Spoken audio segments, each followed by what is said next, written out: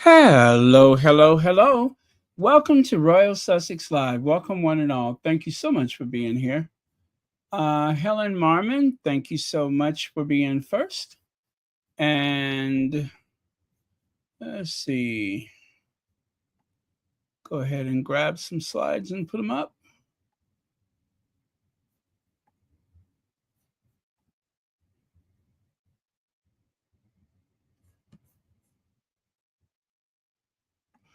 Okay. Happy belated Palm Sunday, by the way. Happy belated Palm Sunday. And then what? Good Friday is next week. Connie Balmer. Hey, Connie Balmer. Yeah, I think Good Friday is next week. Or was it this week? When was Good Friday? It's coming up. No? Yes? Oh, well. There we go. Another bespoke thumbnail. Yeah. I really should use one of those programs. It would be so much easier. Um, yes, okay. So you may recognize those ladies that baked that bread for the Sussexes. Well, I got something to say about that. We'll get to it. Hey, Joan Garcia, Helen G, Joya Moore, Mary H, Lydia Washington, Sharon Skinner. Zakoy Farms, April, May. By the way, I don't think we'll be here more than an hour. All right, let's get to it then. Royal Sussex. Ooh, should I put a goal up for today? I think I should. Let me put a goal up. I'll do. Uh, oh wait. Yeah, I'll do that. 1 hour. Okay. And okay, I know. A salsa. Shake your groove thing, shake your groove thing, yeah, yeah. Show 'em how to do it now. Shake your groove thing, shake your groove thing, yeah, yeah. Show 'em how to do it now. Show 'em how to do it now. Do you guys know that song was side B of let me see, that was Peaches and Herb, right? They sang Reunited. Well, side A was Reunited. Side B was Shake Your Groove Thing. And do you know that, and this is for the 45s, right? 45 RPM. Do you know that Shake Your Groove Thing, it never did become as popular as Reunited and it feels so good. Reunited cause we understood. Okay, it never got as popular as that. However, it they played it in the clubs, disco and stuff like that. So it was actually successful in its own right. They usually put a song that they think is not going to make it for side B just to have something on the other side. They had no idea that Shake Your Groove Thing by Peaches and Herb was going to be a huge success, but it was. And I am showing my age that I remember that. Oh, birthday blessings to Kathy G. Well, happy birthday, Kathy G, and many happy returns of the day. And you know what? Um, I think we could do it a stretch, right? Let's do a salsa for Kathy G. Um, okay.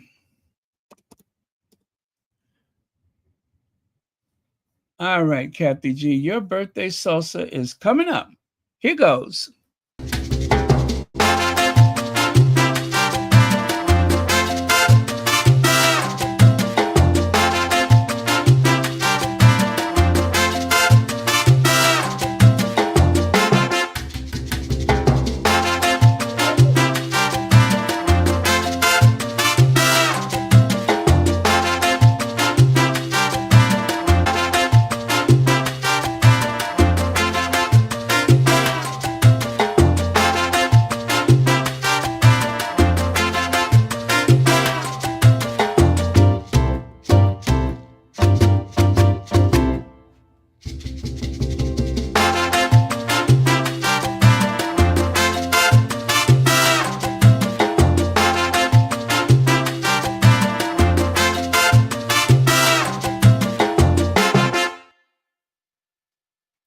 All right. Happy birthday, Kathy G.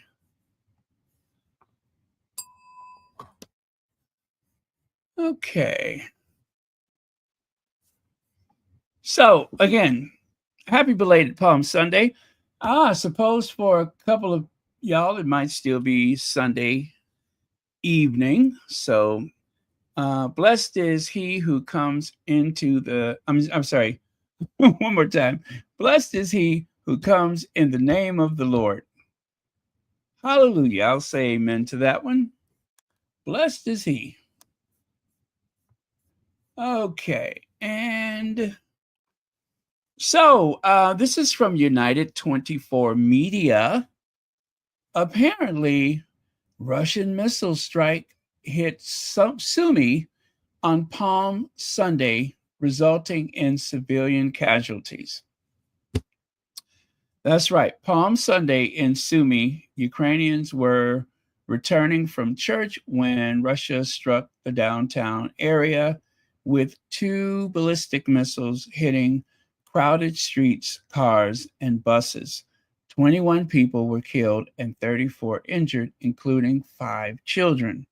Well, the reason why that name kind of stuck was because I remember that Harry visited Ukraine, immediately I thought about that.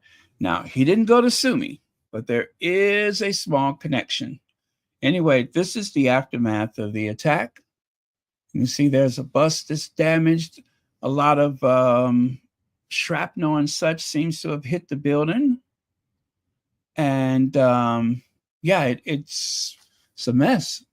They have some really interesting architecture, very traditional, nothing so, but I was going to say nothing so different from what you would find in other cities in the region, but there's so much of Ukraine that has not been affected by this war and that invasion and such. So I've always wanted to go there. I like those churches with those onion domes and such. But I don't know why. It's for some reason I'm like, I want to go to Ukraine. I want to go to Odessa. But yeah, so it unfortunately it's looking like post World War II Europe all over Ukraine. Kathy G, thank you so much for that. My birthday is starting out fantastic. Thanks, everyone. You are quite welcome, and thank you for sharing your birthday with your Sussex Squad family. Wow, take a look at that. See how beautiful the streets are? There's nothing like an area where the trees are mature and it just lends a certain, it looks real compared to like some of these suburbs that have been built up so fast that the trees are so small and everything looks so immaculately new. But must have been a great area, and it still is. I mean, they'll recover, but how long it'll take, God only knows. But I hate seeing stuff like this. Now, those 2 ladies right there, that's why I thought of Sumy. I'm not sure if they live there. I'm not sure that they live there, but take a look on your left. Your Royal Highness, I would like to express my sincere gratitude for everything that your family is doing for Ukraine and for helping us draw the world's attention to humanitarian uh, demeaning, demining, that is, I'm sorry, in Ukraine. Demining will allow millions of displaced Ukrainians to return home and allow thousands of children to go back to school without fear. This means so very much to all of us. A remarkable group of women who live in the border region of Sumy, an area affected by landmines, have prepared this Easter bread for you and your family. Today, they, along with all of us, are deeply moved knowing that this symbolic offering, Easter bread, made from flour harvested from demined fields, will be on your table. Thank you from all Ukrainians for your kindness and good heartedness. So, yes, immediately I thought about those two ladies there. I'm like, oh my God, I hope nothing happened to them. I mean, I hope nothing happened to anyone, but unfortunately, I do believe 21 lives were lost because of what happened on Palm Sunday, timed for the hour that they were leaving church. So that was quite diabolical by itself. But yeah, a world without war. That is what I always pray for, a world without war. But yeah, so the bread comes from that region of Sumy. And if you're wondering how close, now, as far as I know, Harry was in Lviv. And Sumy, as you can see, is right there near the Russian border. And for you Americans, that was about uh, 500 and something miles, but it's over 500 miles away, like about a 10-hour drive, I think it is. Um, yeah, 543 miles by road. And for those of you who use the metric system, like most people in the world, that is 874, is it meters? Yeah, meters, I guess. 874 meters. But yeah, so that just gives you an idea of where Sumy is located in comparison to Lviv. And frankly, I don't know where those ladies live, but we do know that that is where the flour, where the grain was harvested to make that bread. So, in a very roundabout way, it really brings it home, knowing that that very region. And you guys, being an American, I know what it's like to live in the um, what does they call it, the bread harvest of the Midwest. Um, Ukraine is a lot like the Midwestern United States. There's vast flat land where you can grow all types of things. So there's enough grain growing in the Midwest to feed a lot of people, billions of people. So there's a lot of people, not only in Ukraine and Europe, that depend on that harvest, but also Africa. Every time something like this happens, it raises the price of grain in Africa. A lot of people in Africa depend on the harvest from Ukraine. So something like that could definitely lead to higher prices and lots of hunger in places thousands of miles away. So this war cannot end soon enough, as far as I'm concerned. So again, I don't know that anything has happened to those nice ladies, but they made that bread with love. And as they said yesterday, everyone was in tears when they realized that that contribution from these two ladies would end up on Meghan Markle's table, they were just amazed by that and very emotional by it, that Meghan, Archie, Lily, and Harry would literally break bread, thanks to Lily with her skills, slicing and passing out bread to everyone. God, I love that. So, yeah, that is what I have to say about that. And again, I hope that if they were not affected. Let me see here. Speaking of, yes, there we go. I think we ought to take another look at that. We ought to take another look at Lily with that very dull, practical, and dull instrument that she used to slice everyone's bread. Okay. Hit it, Lily. Hello, Mom. Breakfast time. Go. Thank you. Oh, looks like Archie has a little utensil of his own. Hello, Mom. Breakfast time. Go. Thank you. How sweet is that? How sweet is that? You gotta love it.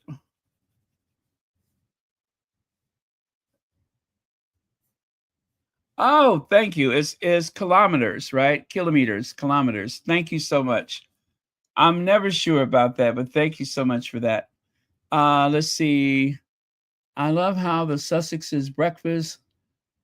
I'm sorry, how at the Sussex's breakfast, little Lilibet cut the bread and made sure it was securely in Harry's hands. She is so cute. Yes, she is absolutely adorable. One more time for that one. Hello, Mom. Breakfast time. Go. I wish I could slow. Well, you know what? Let me see here. Yeah. Oh, thank you very much, Joan Garcia. And thank you for being a member. Now, you guys, remember, Harry is furious at Meghan, right? I'll let you go ahead and write it down in the comment section. Why did they say Harry was very upset with Meghan? Anybody remember why? Well, should I say the new reason that Harry and Meghan are having issues? Even though here it looks like Harry is actively participating in the offense, but why is it? Why is it the tabloids? I'm trying to remember which one of those horrible people said that Harry was very, very cross with Meghan. How dare she? Let's see. NJ, thank you very much for the super sticker, and thank you for watching Royal Sussex. Okay. Let me see if anybody figured that one out. Aha, there you go. There you go. That's what they said. That's what they said. You know, the only other thing that bothers me about this constant speculation about the nature of Harry and Meghan's relationship is the constant speculation about the nature of Barack and Michelle Obama's relationship. Stay out of folks' bedroom. Worry about the Prince and Princess of Wales, right? Worry about William and his beard. He's grown a beard, by the way. Worry about William and his beard. If you know, you know. All right. Worry about that. Don't worry. Stop thinking about it. Ain't none of y'all business. Anything, anything to make it seem as though they're at the brink. Meanwhile, if you look at the background of some of those reporters that says these terrible things, tell you what, and nobody's trying to change places with them. Okay, so let's go here. Now, when you pull on a thread, all kind of stuff comes out, right? So as I was looking at United 24 News, which I've never heard of it, but I'm guessing it's from Ukraine, um, or maybe it's from France. Well, African recruit in Putin's army tricked, betrayed, abandoned, captured soldier about war in Ukraine. So I'm not going to spend a lot of time on this because it's kind of a sad tale. But if you all recall, during the early days of the war, the invasion, um, Africans, students, and their families and such were treated horribly by some individuals, not the majority of people, I'm sure, who refused to let them board trains so that they could escape the war. They told them, stay and fight. These trains are for Ukrainians, which, of course, a lot of people assumed that meant these trains are for white folks, not for you all. And that forced quite a few people to literally walk for God knows how many miles seeking safety. And meanwhile, much to the credit of quite a few African countries, their foreign ministers and such, their departments of state and whatever the equivalent is to the State Department here in the United States, their diplomats were working on ways to get their uh, patriots back home. But it was a terrible scene, which makes this difficult to understand. How did this guy from, I think he's from Toga, um, how did he end up in Russia? Now, Ukraine is holding him as a prisoner of war. He's been treated very well, from what I can tell. He's actually probably had surgery by now because he lost the use of his legs. His legs are all messed up. But I watched the video, which was translated from French, and apparently he went to Russia. I believe he said he was a student, or anyway, after your visa reaches a certain point in time, they give you an option to stay longer. And it's been reported that they have you sign papers that you don't necessarily understand because he does not speak or read Russian. So he wasn't sure. But next thing you know, he became cannon fodder, which means, of course, you're not meant to survive the war. You go to the front lines and you are a human shield to prevent the enemy from advancing. In this case, of course, as far as Russia is concerned, their enemy is Ukraine. And so right there, you can see he's trying to talk on the phone. According to him, he was literally in the army for a few days before he was on the front lines. They didn't teach him how to do anything but to use a firearm. He had no combat training whatsoever. Just go and get in the front line. Everyone with him, I believe he was grouped with 6 people, two and two, they're all gone. And he had to hide out and take shelter here, take shelter there. It was cold, it was freezing. And eventually, after 2 nights of that, he managed to get back on the road again. And there was someone who greeted him with a firearm, and he surrendered. And that is how he was put in that position right there. But his legs all messed up. He didn't have any food, didn't have any decent shelter or anything like that. And of course, he is technically a prisoner, but they want to send him back to Africa. They were trying to get in touch with his sister. He's going to stand trial, but I believe that's just a formality. But he is just one of many Africans. You know, they will trick people into opportunities in other places. They do this in the Middle East. They do this in other parts of Africa. They do this in Eastern Europe. They even do this in Western Europe. If it's women, in all likelihood, they're trafficked. If it's men, well, it could be a variety of things. But once you get there, you find out it is not the opportunity that you thought it would be.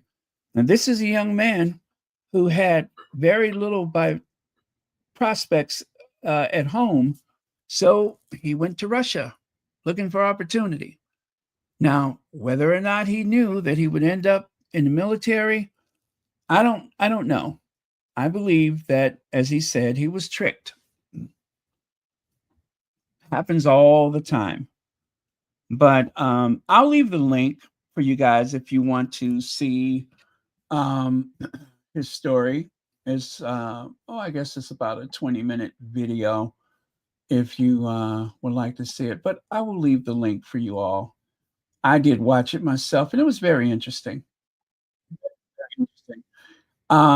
He did call his family, and the person who recruited him, I believe that they live in Africa, and I believe that person is African because they attempted to speak a tribal language, I believe. But well, anyway, you'll see if you watch the video. But it was very interesting. So, but I tell you what, pray for this young man. We don't know how he got there, but so far he's survived the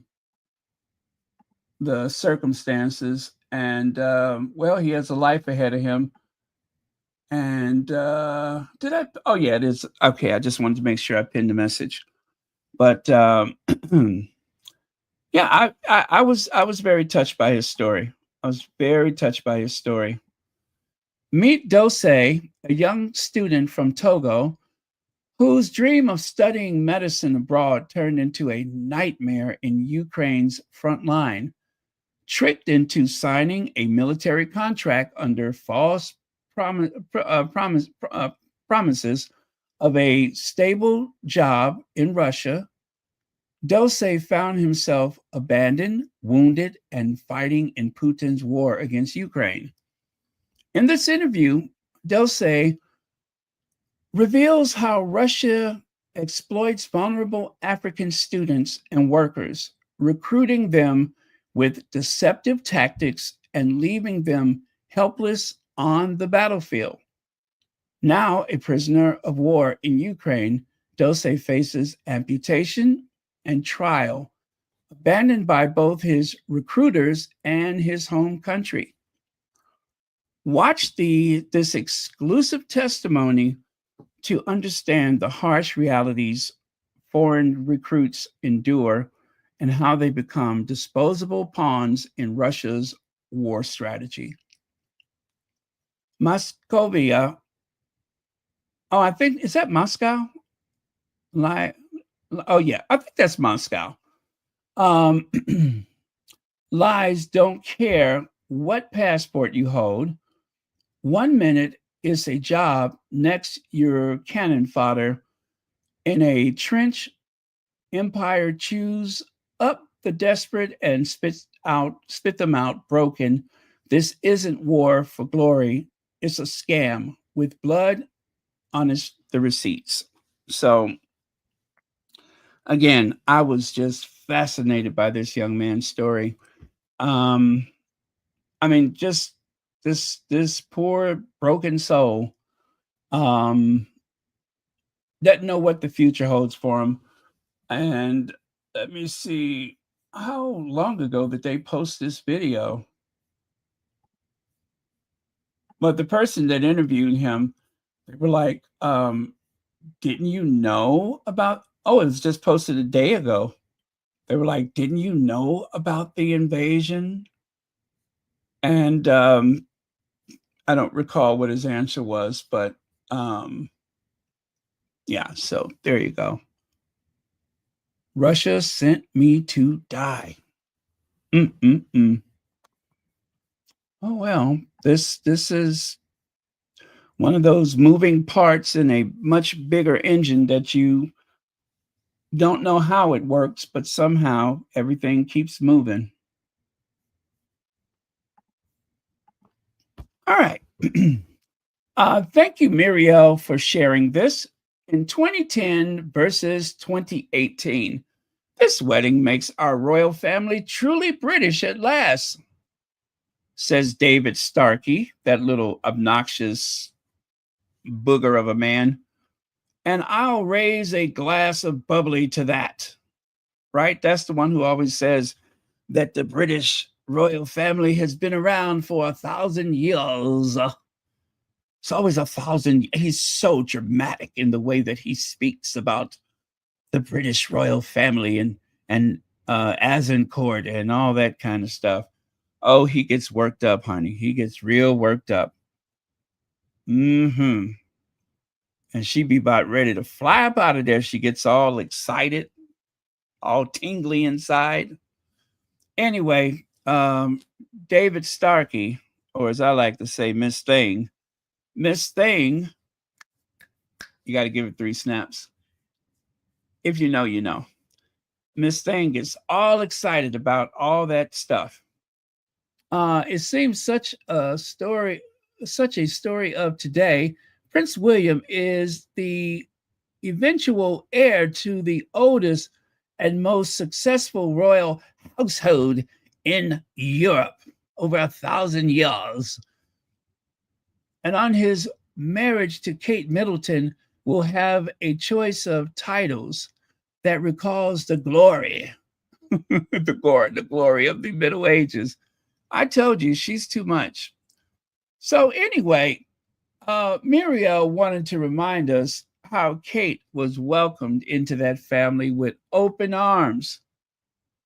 3 cheers, hip, hip, hooray, hip, hip, hooray, hip, hip, hooray.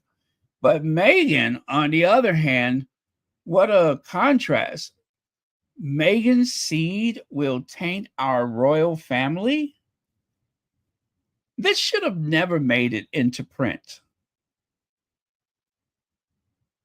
This should have never made it into print. Although it is better to know how people feel.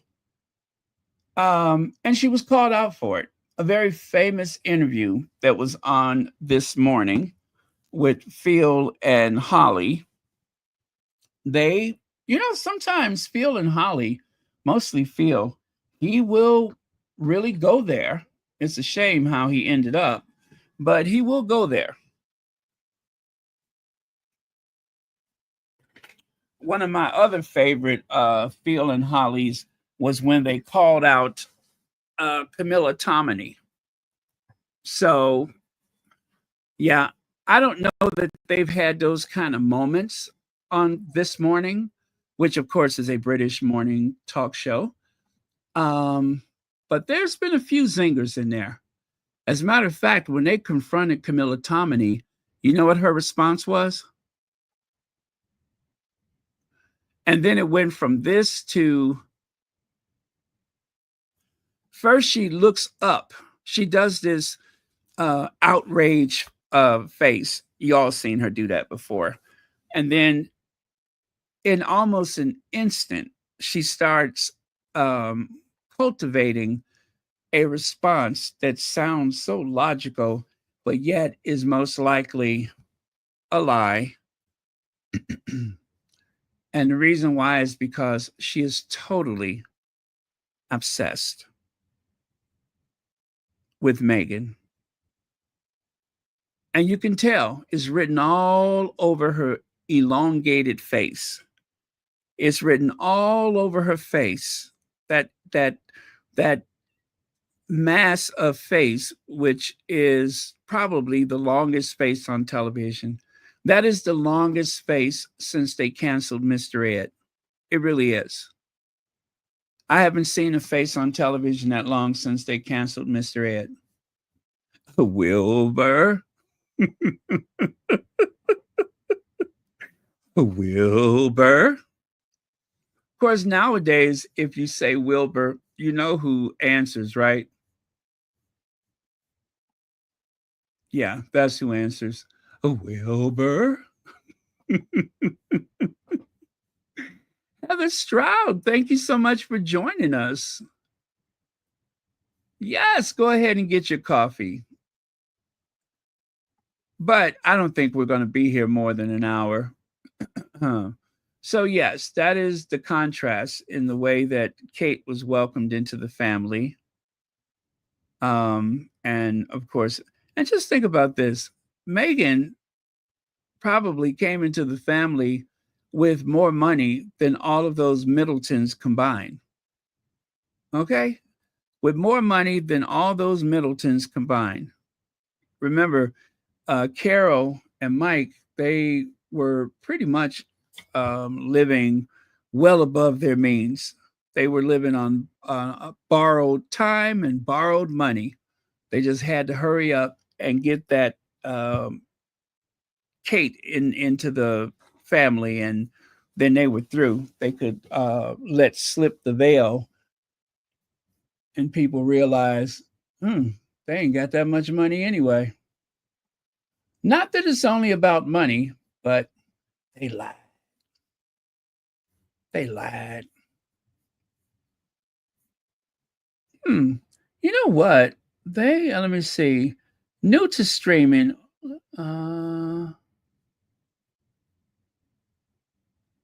Maybe I shouldn't do that now. Let me see what happens if I do that. Oh, that's what happens. I don't need that.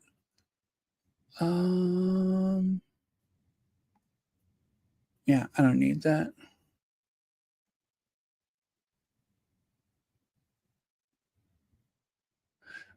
That okay, so you know what that was for? That was for anybody who is a content creator who may want to use StreamYard. They get a $10 discount.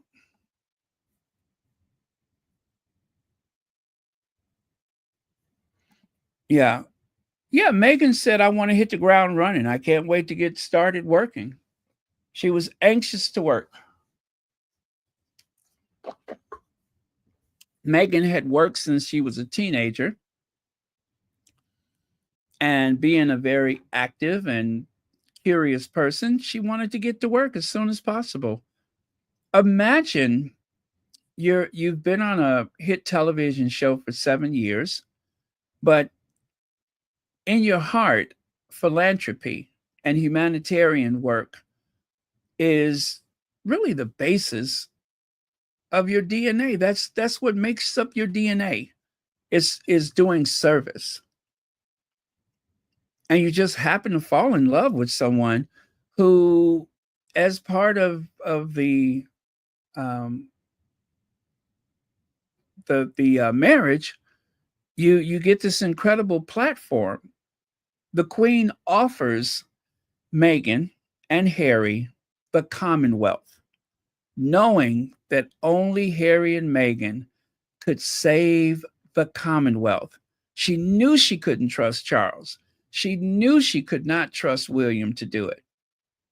That was the Queen's hope, is that Harry and Meghan would save the Commonwealth. Well, kiss the Commonwealth goodbye, because they're only hanging on by a thread. So you have those wax figures from Madame Tussauds on the left, and then you have those beautiful, uh, loving, exciting people there on the right. What a difference. It's like night and day and night. You could literally look at William and Kate. If I had told you that that was Madame Tussauds, you probably would have believed me, right? Because they look like a couple of wax statues. They literally look like a couple of wax statues in comparison. And I know it's not fair to compare, but it's just a fact. It's just a fact. And if you guys have never seen this occasion where Harry and Meghan went to a radio station, oh my God, the crowd was so excited. I recall that a few people they interviewed, they said, well, when I got off the train, I was wondering what happened. They arrived around the hour when people were commuting home from work. And they heard that some royal was nearby. And when they found out that it was Harry and Meghan, they just stopped. They stopped. It was a damp, rainy day, and they just stopped. It was hundreds of people that just stood outside of this radio station hoping to get a glimpse of them. And Meghan, of course, trying to make sure that she's conducting herself as a future royal princess. Harry had to tell her, wave at the crowd. And when she did, oh, the screams that were let out. So very different from the other royal brides. Meghan, not even married yet, was already starting to go and do the rounds with Harry. Such a beautiful thing. And that guy I mentioned yesterday, John Lowry, presented her with flowers. There was some lady from one of the Commonwealth countries that almost pulled Meghan into the crowd. Do you guys remember her? She literally grabbed Meghan around her shoulders. One of the aunties, but she was just excited. She was excited. People were excited with the idea that someone marrying into the royal family that looks like they could have been from any of the Commonwealth countries, any of them. That was exciting. Definitely not meant to last, but it was exciting. I was excited. I didn't know much about Meghan at all. And before you know it, oh, I was hooked. I was hooked. I couldn't get enough of it. I spent like, by the way, when I took that long trip to Europe in 2018, it started April 12th. And I think it ended June 16th or something like that. But yeah, it was over 2 months. I'm on the road going here, there, and everywhere. Um, I managed to squeeze so much in those days that I would wake up in towns and didn't even know where I was. That's how confusing it was, but God, did I have fun. But yeah, so when all of this happened with Megan making these appearances, I could not wait until the wedding day. I'm like, I am going to be in that crowd no matter what. So here's something from Glow. We love Glow, right? While Prince William was always a football fan, don't be fooled that him pushing that to now include football punditry and being positioned on the pitch instead of the stands to give out hugs and to players is not inspired by Harry and how Harry did these things earlier last year Well, it wasn't just earlier last year because I can go back a little further than that. I shared that with you guys yesterday. Light skinned Harry. Kensington Palace watched relatable Prince Harry, and they wanted to rebrand William in his likeness. So they take notes, and what Harry does must be done by William as far as it is possible. Harry sitting on the panel at the gray. Oh, you know what? Okay, I'm wrong, Glow. I see where you were going with that. I was only thinking about the hug, but it was at the Grey Cup. Do you guys remember that? Where he sat there on that panel and he spoke about, was it football or rugby? Anyway, I think it was football. Harry sitting on the panel at the Grey Cup game last year will have turned William into a green-eyed monster. So he uses his connections to get a spot doing similar just this week. It feels like William is living more in his football passion than doing royal engagements. He wants the life Harry has in the sense of freedom from the shackles of royal duty, but to do less of that and more on his passion. However, is this becoming a celebrity and devaluing? I'm sorry, is this becoming a celebrity and devaluing royalty while still collecting 25 million pounds in tax funding a year? Isn't this quite fraudulent? I say yes. And I stand corrected because I thought it was just about the hugs. And you know what? I did watch that video, so I should have known better. So my apologies to Glow, because it included hugs and it included doing the interview thing. Let me see if I can share that video with you guys. I didn't even try, but it would only take a minute to do so.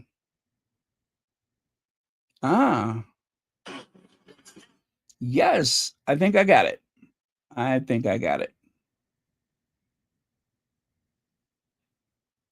Oh, this should be interesting.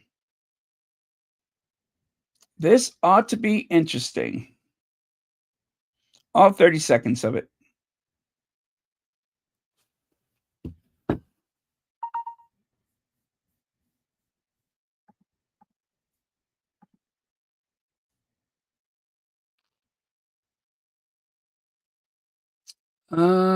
Oh, okay, let me see here. Got that.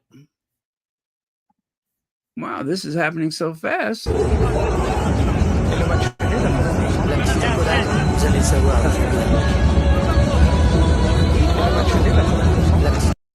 It's kind of hard to see William, but William is bottom right and Harry is bottom left.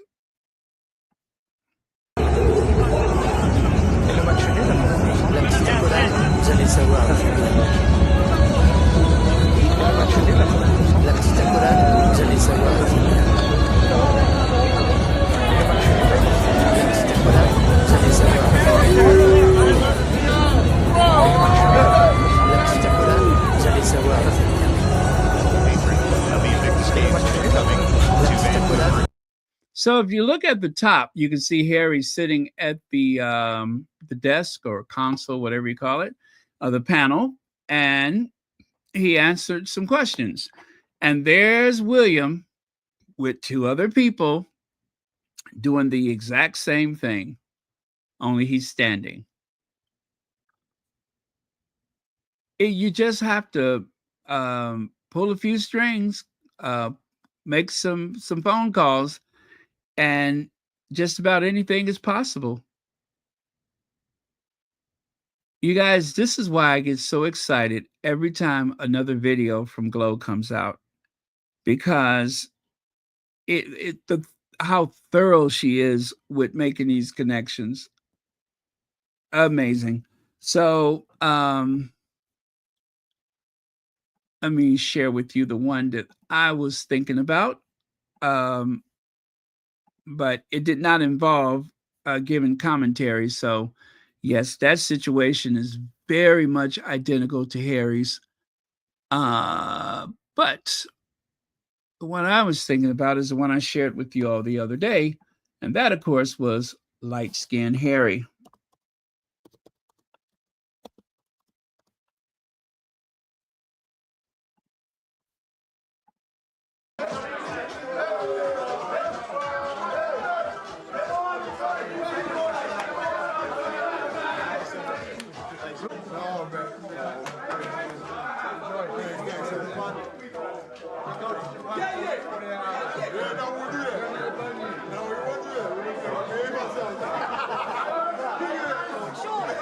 Mr. Ian Roberts. Nice to meet you. Peter Tensio. All right. Nice to meet you. Jerome Smith. Come on, brother. What's up, fam? You know this. Keith Williamson. Nice to meet you. Mary All right. Woodbury. Nice to meet you. Jay Martell. Nice to meet you, sir. Tasha Robbins. Come on, come on, come on. So there you go. There is that duality. And Harry did the exact same thing. It was a little more formal with the white players, but with the black players, well, that's why we call him light-skinned Harry. So, yeah, this is what came to mind. But again, I stand corrected. I see exactly that from start to finish, William took a Harry Day and tried to turn it into a William original, but it simply is not true. So there you go. And it this was, gosh, how long ago was that? I believe that this was was it an exhibition game for rugby, and I think it was over was that in Japan or something? I cannot remember. But Harry was at the time, I believe he was the patron of rugby or something. And so that's how that happened, is that he was the patron. And I think maybe at this point he was dating Meghan, but, not engaged. I can't recall, but it was some time ago. Now, meeting Audra McDonald for the first time last night. Meghan was thinking about this, and she posted about it yesterday now. And, well, this must have been like one of the most meaningful things that has happened in 2025 for Meghan. One of several, I'm sure, but going to Broadway and meeting a 6-time Tony Award winning performer, Audra McDonald, a legend of the Broadway stages, a legend, an absolute legend, so talented. And she's been branching out to motion pictures, television. She does it all. She can sing. She has a beautiful voice, classically trained. So right here, Meghan put on her, uploaded to her Instagram several photos from that night. If you get a chance to see Gypsy on Broadway, you absolutely must. Congratulations to the tremendously talented cast and crew for creating magic on that stage and meeting Audra McDonald for the first time last night. Her performance will leave you absolutely speechless, full body chills. I don't think there was a dry eye in the house. And if the theater didn't have to close for the night, the standing ovation would still be happening. Oh, that's a beautiful thing. Beautiful. And here, Lorraine Esmeralda A. Thomas, thank you so much for the super chat. God will be the only one to change the hearts of Charles William and the is it Marls toward Harry and Meghan. Pray changes situation. A prayer that is changes situations. Um, it absolutely does, and it is going to take a divine act to get them to change their act. It really will. It's going to take time, and hopefully they do it sooner rather than later. I'm always bothered by how many people that the Sussexes can help, that they can support, they can uplift, they can inspire, but for the fact that they're in this hate campaign, they deliberately uh, do everything that they can to sabotage them, to derail their work, their connections. They do everything they can to at least try. Most people do not fall for it, but it does have a lasting effect on everything that happens. It has a lasting effect because nobody is so strong and so powerful that you can just ignore the idea that this is happening, that your name is being inserted in places where it doesn't belong. You're being blamed for things that you know nothing of, all because of some vendetta from the tabloid media so that they can make their money and control what people feel and think and see. I don't know when that ends or how it ends, but I think prayer is absolutely the way it's going to happen, is that we just have to keep praying, keep supporting the Sussexes, sending all those positive vibes out there in their direction.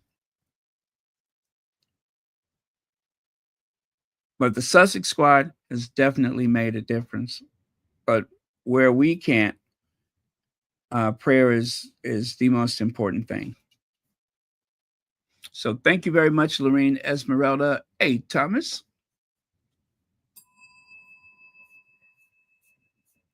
All right. Oh, Marcos. Okay. I got you. I got you. I should have figured that out. Okay, I got it.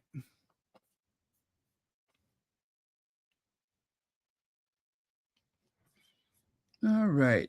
I had to do a side by side. I had to do a side by side. I had to. The star from Gypsy, and of course, the star from the Brownie Girls. Is that what you call them? The Brownie Girls? Oh, I did, right? I did. I met my goal. 5 super chats. Very good. Thank you very much. And since we had a salsa already, I won't do that again right now, but thank you all very much for helping me to reach my goal. Just 2 food love gals making I see. That, of course, is a berry that comes from South America. It is a very big thing in Brazil. When I went to Brazil, I noticed that I kept seeing this ICE. I didn't know what it was. And then I got some type of ICE ice cream or something like that. Oh, it was so good. It's so good. They put whipped cream and I think they put nuts on top of it or something like that. And I was like, okay, okay. So I've actually been using it to make smoothies. Yeah, you can buy it, the frozen ICE juice ready for your smoothies. It's in the freezer and you just throw it in there. And yeah, so if you haven't had it, it's not a very strong taste, but it definitely has a berry like taste to it. Well, it is berries, but yeah, love it. Shelly L says, "Hi, Baron. I'm literally in awe of Harry and Meghan's resilience throughout these years. I'm also very proud of our squaddies who toe the line. Love wins. Well, thank you very much, Shelly L. And I was never one to belong to a group. But finally, I found a group that has no leader, but has lots of purpose. And so every time you hear me say Sussex Squad or reference myself as being a squatty or anybody being a squatty, that is so far away from my usual set point because, groups always disappoint me. Um, no matter what it is, anytime there's a group of people, I'm always disappointed. And finally, I'm just like, you know what? This is familiar. Um, there's no leader. Everybody is just acting um, for the really for humanity, but also with a focus on Harry and Meghan and the children and their charities and causes. So that is very unique, as evident by the fact that the Sussex Squad has raised a lot of money. And of course, in doing so, we have helped to support the Sussexes and their causes and elevated the status of the Sussex Squad. I mean, the Sussex Squad is a factor. Even though they try not to say it in articles, they'll just say Harry and Meghan's fans or supporters or whatever. We're a factor. We make a difference. And I think the reason why we make such a big difference is because we're not doing this out of greed. We're doing this for purpose. We're not doing this just for attention. We're doing it for purpose. We're doing it to support. And that's why I said I get so frustrated when I think of how many things the Sussexes could be a part of. But they have to be very careful and very select about everything they do. And believe me, as an African American living here in the United States, I totally get that. I totally get it. I have been in workplaces where I was the only black person. The only black person. And for the most part, I did not have a problem. But there were occasions when, someone new to the job or whatever would try to change the dynamics, would try to change people's hearts. So, which of course I cannot wait. You guys know that there's a thing going on in Texas um, that has to do with some high school students. And anyway, I don't want to go into all the details about that, but there was this what I assume was just the one black kid, and he was surrounded by all of these white kids, and it's a very intimidating situation, very intimidating. And knowing that so many people in Kensington Palace, in that family, in the law enforcement in the UK, felt a certain way about Meghan, the outsider, Meghan of African descent, you can understand, or at least I hope you can understand, because there's a lot of people who just refuse to acknowledge the perilous situation that Meghan was in. And this is why the Sussexes did not want to share their children with that institution.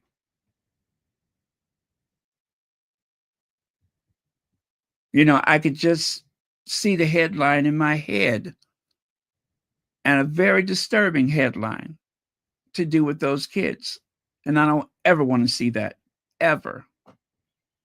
But I'm afraid if they had stayed there, they'll be like, well, it was just an accident. These things happen. Just like with the nursery when they were in traveling in South Africa. They were at some place that it was a British compound of some sort, wasn't it? And that happened. Anyway, they were under security protection from the Royal Protection Officers, and that happened. So yeah, it's people don't want to see it from a Black person's point of view. They don't want to see it. It's not that they can't see it, they just don't want to. They want to gaslight. Harry has had to see things through Meghan's eyes, and what he has seen, it scared the hell out of him. Things he didn't notice until. But finally he woke up and he noticed, why does everybody behave so strange around Meghan? Why does everybody put up this wall? Why does the mood change? Now he knows why. He didn't notice it at first, but now he knows better. And you know, some of those MBEs and, you know, the dames and the this and the that, the Black ones, I'm saying, they say, oh, that family's not racist. And they use their proximity to the family as an example that they're not racist. That's because you're not a threat to the establishment. There's nothing you can do that is going to embarrass them. Nothing. But Meghan coming in there, a whole and complete person, prepared to do the work, sure of herself. Oh no, they couldn't have that. They couldn't have that. That is supposed to be someone else. They could not have Meghan showing the world how easy it is to do this. How easy it is to do that. They couldn't have it. So she had to go. But thank you very much, Shelly Out, and thank you for being a member. Meghan's Jam. My biggest fear for the Sussexes is that they bring the children to the UK, that Charles might try to hang on to them. Legally, it would be within his power to do that. It would. It would. So I won't sit here and say, oh, you know, that'll never happen. As I've been saying, you cannot turn your back on those people. You cannot trust those people. And knowing Harry, I'm very sure that whatever they iron out in agreement with their security will include language in that agreement that would exclude Charles from that. Of course, he could always change his mind, but I say get it in writing. That's all I can say is get it in writing. But yeah, that would be a nightmare. And you know, I won't sit here and pretend otherwise. That is something to be concerned about. But yeah, thank you so much for being a member, and thank you for your super chat. All right, so just two food love gals making acai. Now, I don't know who that is. I have no idea who this is. Memory Lane, my friend. I guess that's what they were listening to. Taking it back to Dumbo 2015. Meghan, just two food love gals making ICE. So I was wondering, who is this person? Who is this person? Well, there you go. She is très elegante. Très elegante. Am I saying that right? Very elegant. What is her name? Da, da, da, da, da. Oh Lord, what is her name? I done lost it. I lost her name. Wait. Oh, okay. I know where to find it. I know where to find it. Nobody help me. I got it.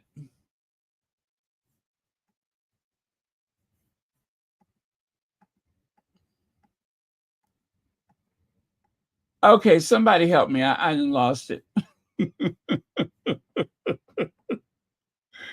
Don't listen to me. Somebody help me. I done lost the lady's name.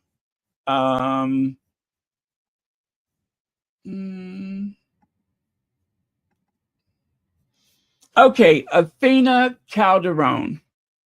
Athena Calderon. That's her name. Athena Calderon. And it says here, interior designer, creative director, cook, author, founder, lifestyle media.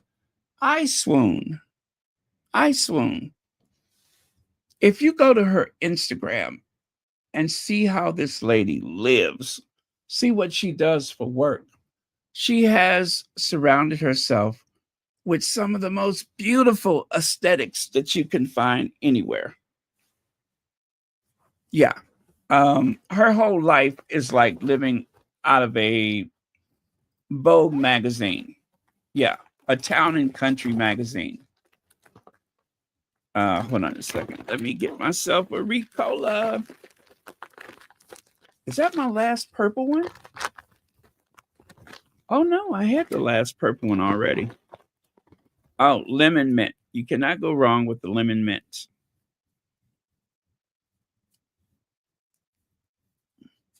Hey, Legs, thanks for joining us.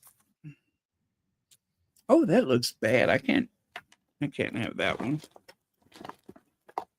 Gosh, how long has that been in there?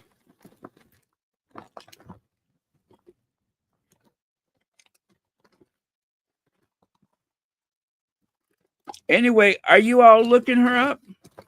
Go ahead and look her up while I try to find myself a Ricola.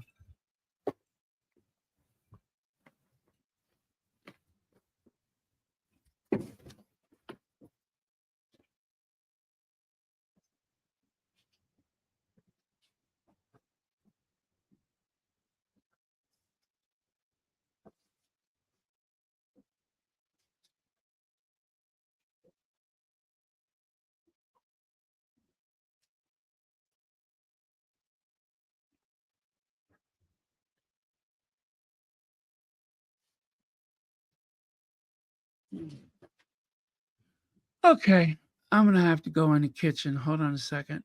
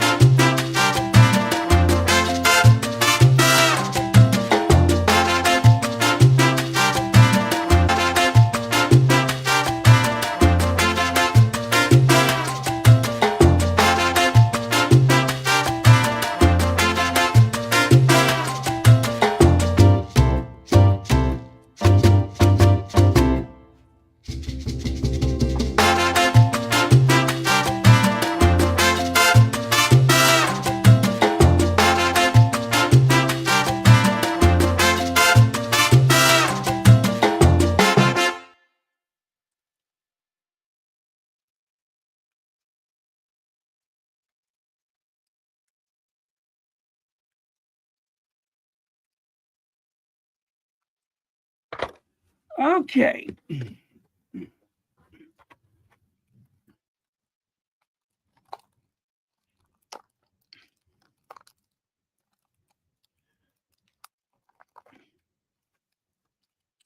All right. Now, well, let me see. I don't know what kind this is, but it's in a gold box. Anyway, this was a gift from Connie Balmer, who has given me enough Ricolas to last for at least a year.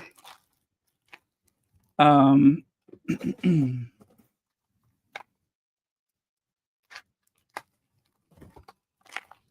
there we go. I finally got it. I got it. Hold on.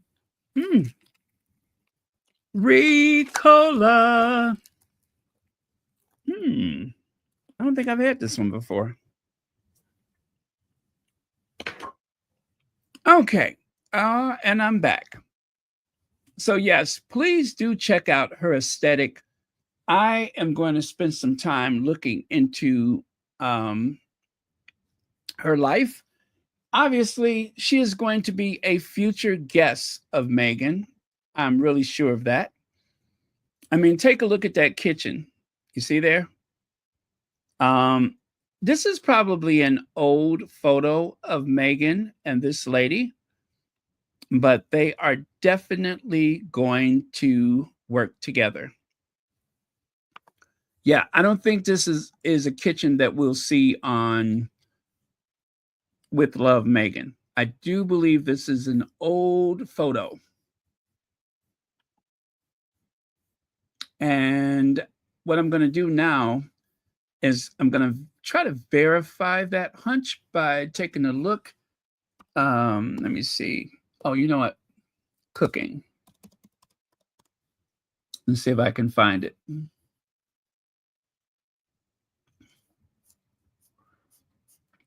Let me check out my hunch. Because for a long time, every time we mentioned cooking, we all of the content creators were sharing pretty much these same photos. Aha, I see it. I see it. I see it. I see it.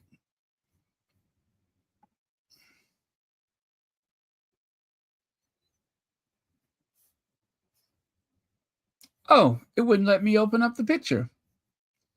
Oh well.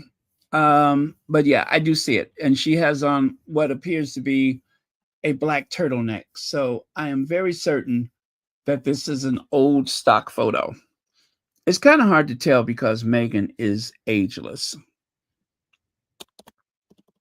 But give me just a second. I can get that picture to open. I just need to tweak it a little bit.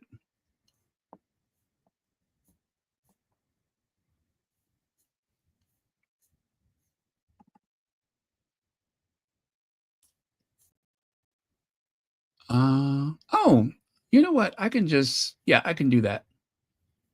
I could do that. Never mind. I stand corrected. Let me see. Okay, cooking. Give me just a second. You guys are so patient. I don't deserve it.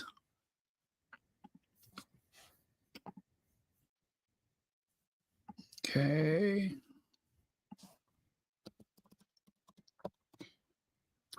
Happy Palm Sunday if you just joined us. Belated, of course.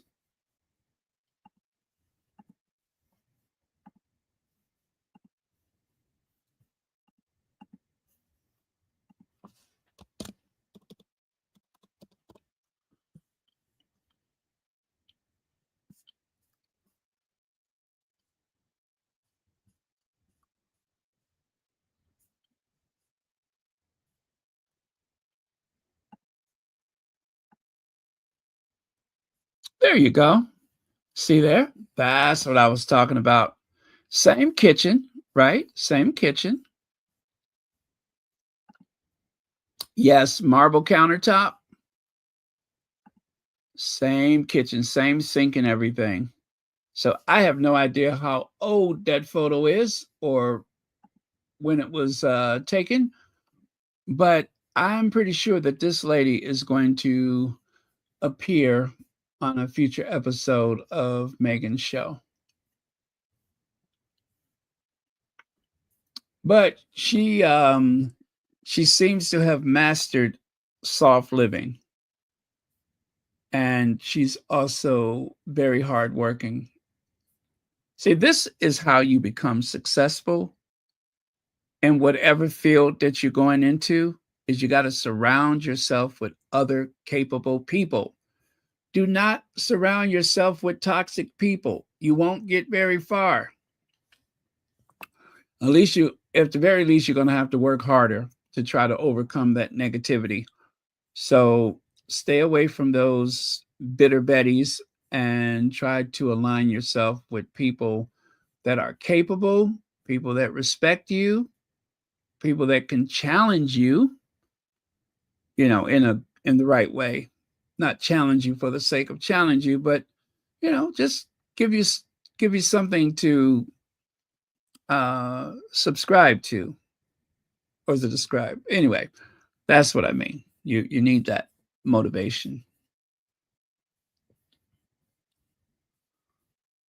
All right. But yeah, if you know when this photo was taken, or what it represents, please let me know in the comments. I'll try to find it. Because I've always wondered when and where these photos were taken.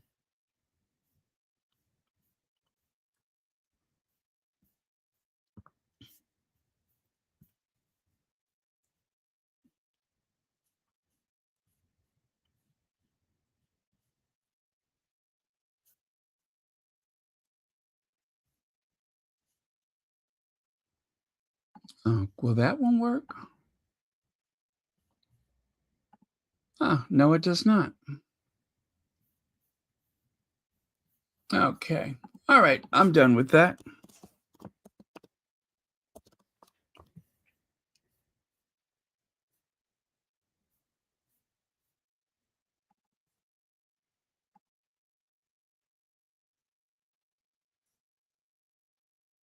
January 6th, 2023. So that's when I saved it, was January 6th, 2023.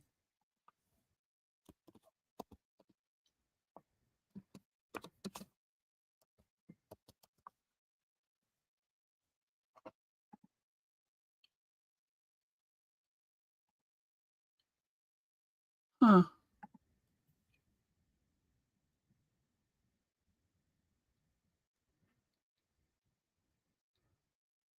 Come on. Come on. Almost there. Come on. There we go. So that's another photo from obviously the same day, I suspect. And let me see, did anybody figure out when that wasn't it in the Matt Lauer show? No, when it was Matt Lauer, they were outside cooking. They were outside the NBC studios, the Today Show studios. I don't think they ever cooked indoors. Anybody else?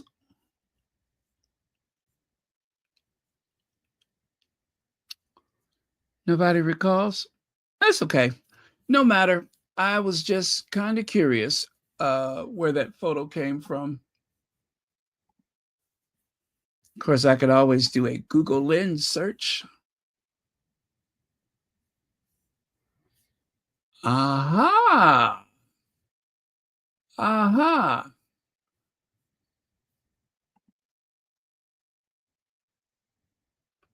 Well, it is obviously the TIG. It is from the TIG, I bet.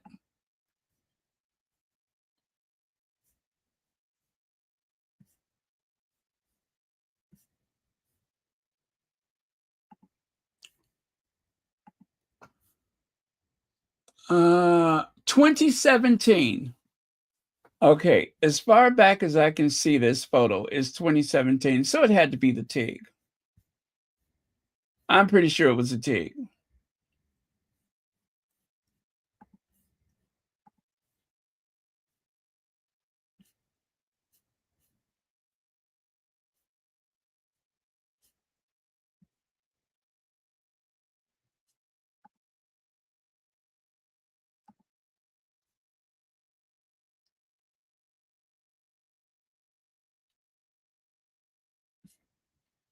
Okay, I'm done.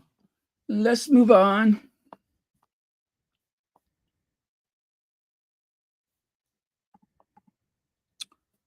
I will say that Charles III only seems to love his son. Happiness, I know that he wanted Godzilla, loved her. Oh yeah, he was I was surprised at how he was, acting with Camilla in Italy. I was very surprised by that.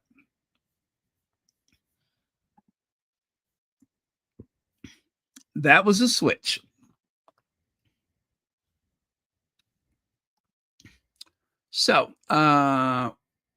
So grateful for the love and support. So Meghan also shared this recently. So grateful for the love and support. Keep listening to Confessions of a Female Founder anywhere you get your podcasts. You hear that, you guys? No, don't just watch it. Make sure you rate it. Make sure you rate Confessions. And as you can see here, top show, all categories. She made number 4. Over here on the right, Bumble founder Whitney Wolf. Okay, let me see. Thank you for the great convo and huge congrats on the launch of your podcast. Meghan loved our chat. So that is a tweet from Whitney Wolf that Meghan, no, yeah, Meghan shared that on her, not tweet, but, Instagram. Meghan shared that on her Instagram. And then also, Jennifer Walsh, love this intimate and inspiring podcast so much. Go listen right now. No wonder it shot right to number 1. And there on the right is Whitney Wolf again. Well, Whitney Wolf heard. Okay. So, yeah, this is what Meghan shared recently. Now, 6-day update. Again, top of the chart, number 2 right here for all categories. And then over here on the right, 6-day update. And this is from Meghan's update. Confessions of a Female Founder with Meghan is number 2 on Apple Podcasts. See, there's a lot of different places where it's rated. So it could be number 1 here, number 6 there. But so it's number 2 on Apple Podcasts, top shows for all categories, and number 1 on the business category. It also is at number 10 on the US Spotify top podcasts and number 2 on the business category. So yeah, it seems like where it rates the highest is in business and here and there number 1. And then over here on the left, you can see number 1 in business. And on the right, it is number 10. It's in the top 10. Oh, hell, I don't know what that one is, but for that one. And then here is another one where she is number 2 when it comes to business. Now, the guy up there at the top, The Diary of a CEO with Steve, is it Bartlett? This guy is the most, he's rated very high, like number 1 almost every week in the UK. Just like Joe Rogan had been number 1 for 3 years until Archetypes. This guy has been way up there. I'm not a big fan of his. Some of the topics I think that he has on his show, some of the topics are a bit misleading. Not necessarily from him, but the guests that he invite on his show. If you do a little research, you'll see that it's a conversation. They're having a conversation, but I don't want to convince you what I think of it. I'd rather you find out for yourself. Forget what I think, but I'll give him that respect to say, do your own research. But his show is entertaining. It passes the time, and you definitely will learn something. But I have to put an occasional asterisk or a question mark next to some of the stuff I've seen on his show. I'll just say that. Also, I didn't like that he gave a platform to Prince William. Prince William has been on his show. They called him up and asked him if he would like to have Prince William on to like shadow him all over something. And wasn't he with Prince William that day that they went and made those vegetarian hamburgers or something? Wasn't that Steve Bartlett and Prince William? When they supposedly just happened to walk up and find a truck making vegetarian hamburgers? I believe he was with Prince William that day. So, like I say, you have to find out yourself. I'm not going to put his show down. I'm not going to tell you what to think of it, but make your own conclusion or not. You won't miss anything if you don't. And I see, I just gave my opinion, didn't I?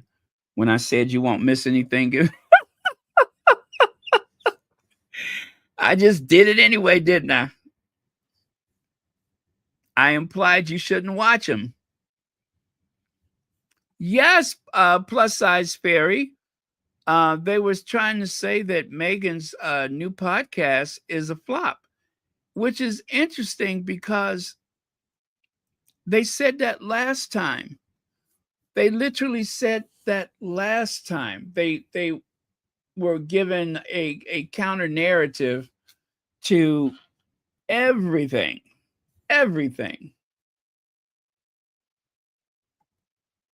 If somebody said it was good, they declared it bad. Archetypes was a big fat hit. And well, let me see. Let me take a look at something. One of the biggest offenders of them all was Camilla Tominey.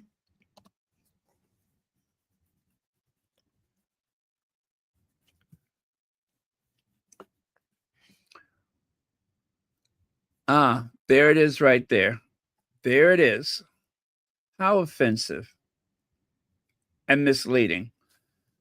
The more Meghan Markle speaks, the less anyone wants to listen. Her new Spotify podcast, Archetypes, epitomizes the law of diminishing returns. And yet, take a look on the right, the People's Choice Award. And let's not forget the Gracie Award. The People's Choice Award and the Gracie Award. Now, what did you say was wrong with Archetypes? Wait, please tell me those are not the same thing, are they? I don't think so. But yeah.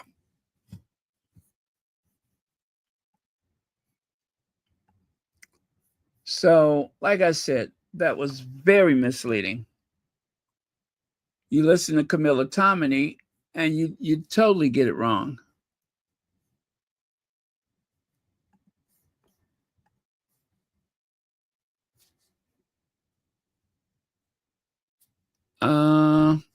I was trying to find the one for the Gracies. Don't Meghan look good there? Oh my God, she looks so good. She looks so good. I love that night. I loved that night for Meghan. She actually smashed it that night. She ate it up.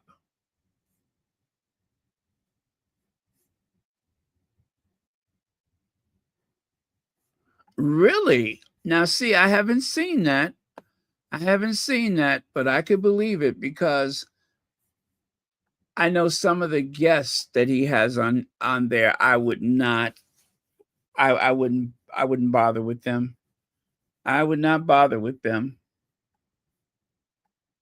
But I get a bad vibe from him. I'm sorry to say that, but I just get a really weird vibe from him, and I don't know what it is. He hasn't done anything that I know of other than spend a day with William, but not my cup of tea.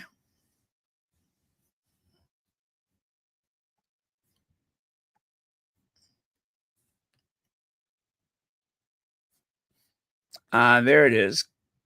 The Gracies. Congratulations, 48th annual Gracie Award winners.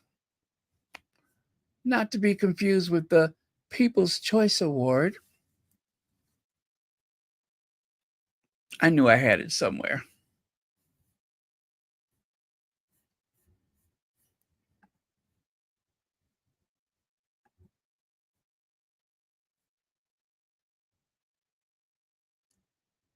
Okay.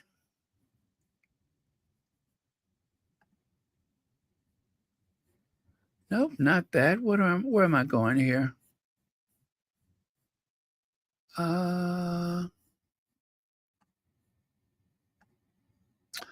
Uncle Trevor's cabin.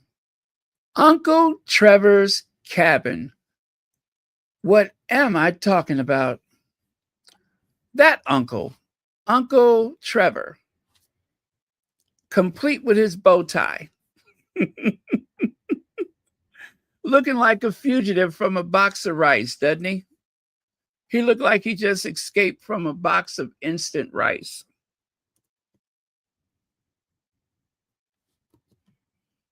I cannot stand him.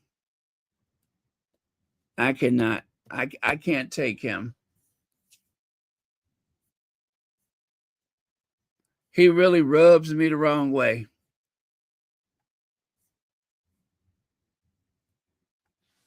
Yeah, he looked like he just escaped a box of rice. That old Trevor Phillips, he don't like cotton. He don't like cotton. It's Trevor Phillips. That old Trevor Phillips, he don't like Meghan.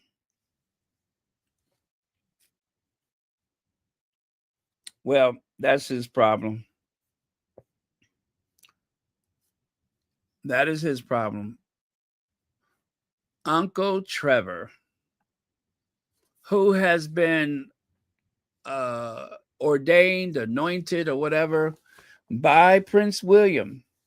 In other words, he's Sir Trevor Phillips, and his job is to make sure that Black Brits don't get out of line, that he make excuses for the colonizing royal family.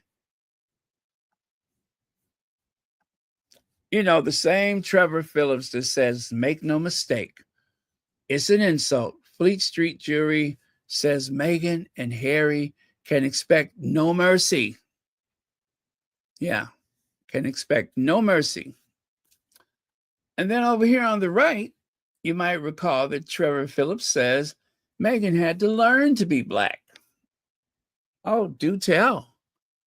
Meghan had to learn to be Black. Well, if she had to learn, I want to know who's going to teach you. Somebody needs to teach or remind or something. Yeah, because Trevor Phillips lost his identity a long time ago. So, what am I leading up to? What I'm trying to say is, it comes as no surprise that Trevor Phillips would say, don't hand the Benin bronzes back to Nigeria. The argument to return them is weak, former anti-racism boss says. You mean to tell me that you a black man is going to dictate to the Nigerian government whether or not they deserve to have looted, stolen art. The Benin bronzes belongs to Nigeria. Period. It does. So just give it back. That's it. Just give it back. You know, at any given time, a museum only has about 4% of its collection on display. So take down the Benin bronze artworks and replace it with something else. It shouldn't be so difficult.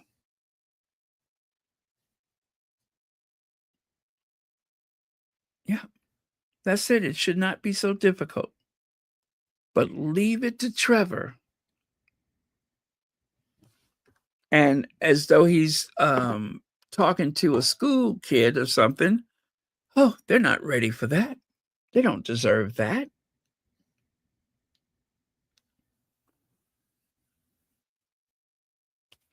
It's much safer if we keep it in a British institution.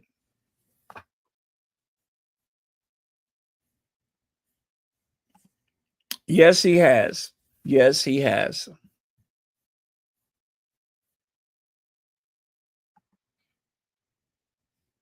Yep.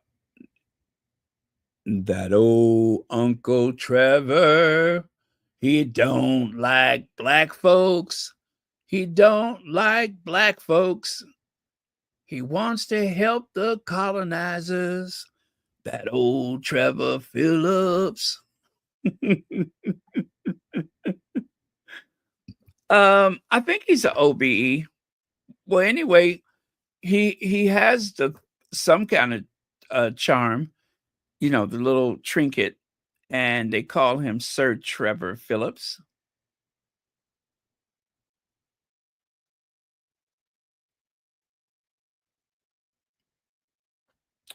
Yep.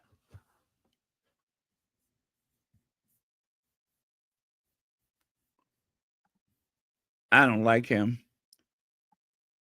Now, this is another one from Muriel. She's sent this to me. Revealed how Prince William is following his father's footsteps and actually marrying his nanny. Well, if you take a look there on your right, those first two faces, there's William's nanny, Tiggy, with that big gaping grin, just like his future wife, Kate Middleton, with that ridiculous grin. Now remember, Will and Kate was married in 2011, not 2010. And this article is from 2010. Now, if you go further right, well, who knew there were two faces as long and boring as that? If it wasn't for the color photos, you wouldn't know which is Camilla or which is the nanny, the old nanny from back in the day.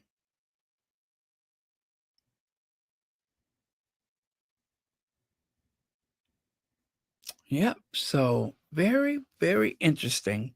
What a coincidence. They both married their governess, their nannies. Now that's sick. You hear me? Sick. It's sick. It's so sick. I think the authorities ought to be alerted. Don't you? Anytime something like that happens, grown men marrying their nannies, I have a mind to call the Police! Police! Police! Help! Police! Help! Police! Help! Help! Police! Help! Yeah, I have a mind to call the police. Call the popo. Yep. I feel like the popo needs to get involved with that.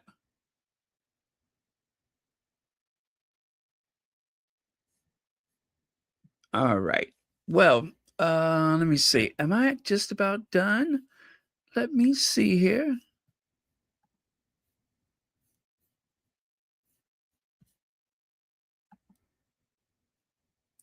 That old Trevor Phillips, he don't like cotton.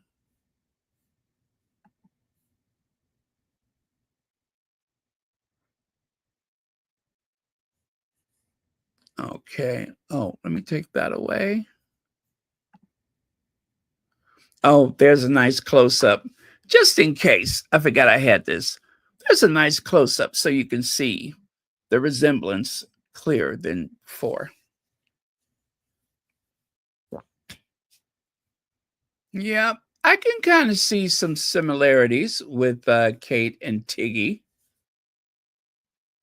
And then, of course, matron Mama Morton, Charles' nanny, Mabel Anderson. Well, she looked like she just escaped a women's prison, doesn't it? Even worse, she looks like she just escaped a men's prison. Anyway, looking at that nanny, I would swear she's done time before. Yep, I would swear she's done time.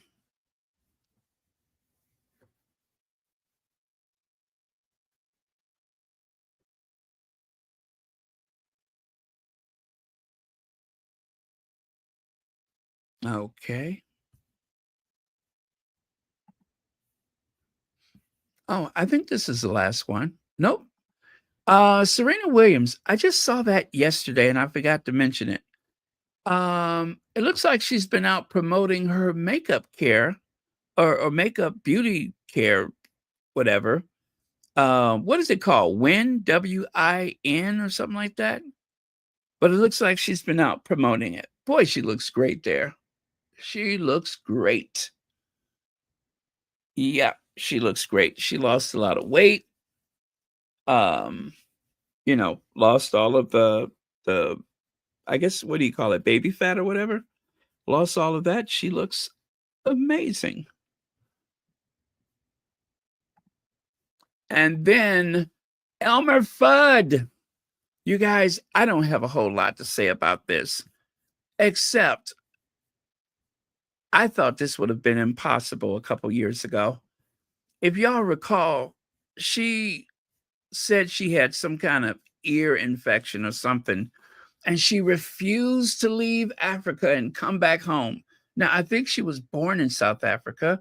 She was on the Olympic swim team, and she met Prince Albert. And of course, he fell in love with her very, well, Aryan like features, blonde hair, blue eyes, athletic, everything that he's not. So yeah, he asked her to marry him, but it was the appearance of trouble right from the beginning because on the wedding day, she could not go through with it. They said she tried to leave Monaco and he had her brought back.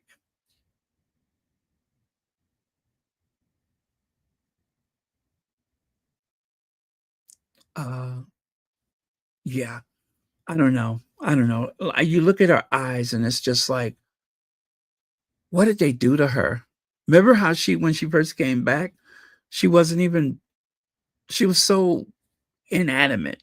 She just seemed like a zombie.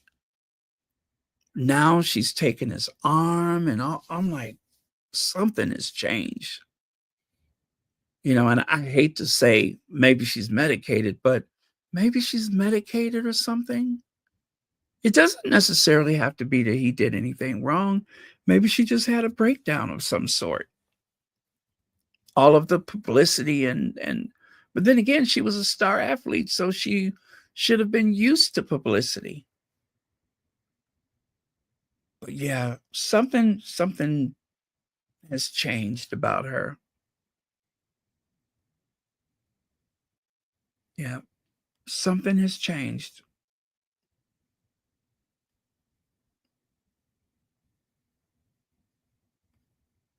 Well, let me go to the next one here.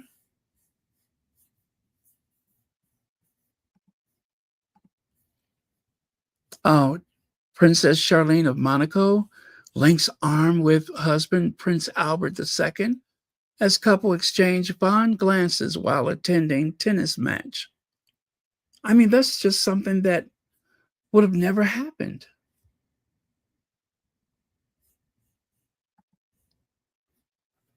And this is the famous wedding day when she tried to be the runaway bride. Now, she has twins, a son and a daughter, and that couldn't even get her to come back. They couldn't even get her to come back for the children because she wanted out of it. Who leaves all that behind? One of the wealthiest monarchs or royals in all of Europe. And she was just like, I'm out of here. I am so out of here.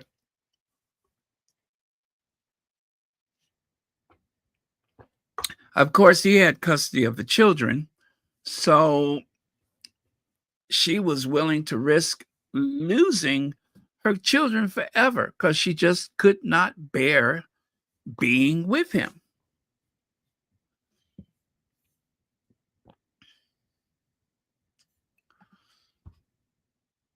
Oh, yeah. You're right, Connie Balmer. You're right. They'll make sure you get something that make you more malleable. Definitely. All I can say is don't eat anybody else's spaghetti. And if you're old school, you know what that means. Don't eat anybody else's spaghetti.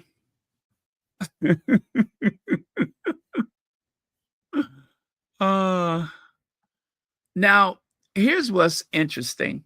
If those two children that he had with is it Charlene?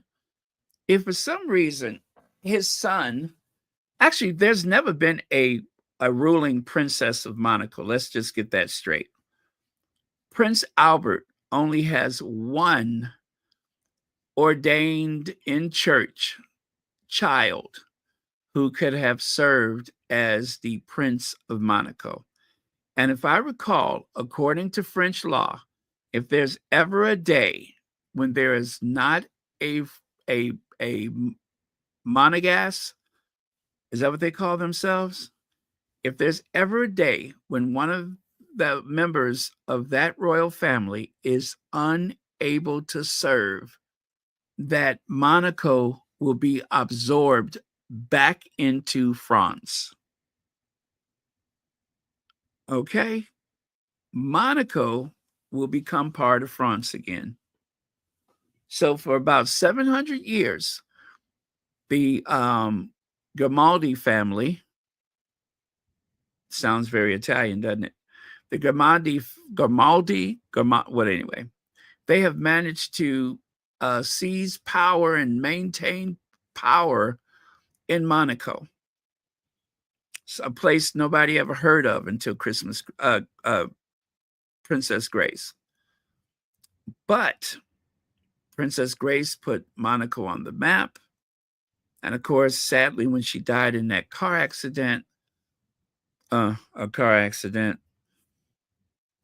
Princess Diana attended her funeral.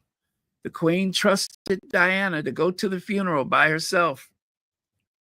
I still remember the I think it was Newsweek magazine, before it became a gossip rag. I still remember the magazine cover for Newsweek with that haunting image of Princess Grace. American actress Grace Kelly marries into the royal family of Monaco, the Grimaldis. gangsters.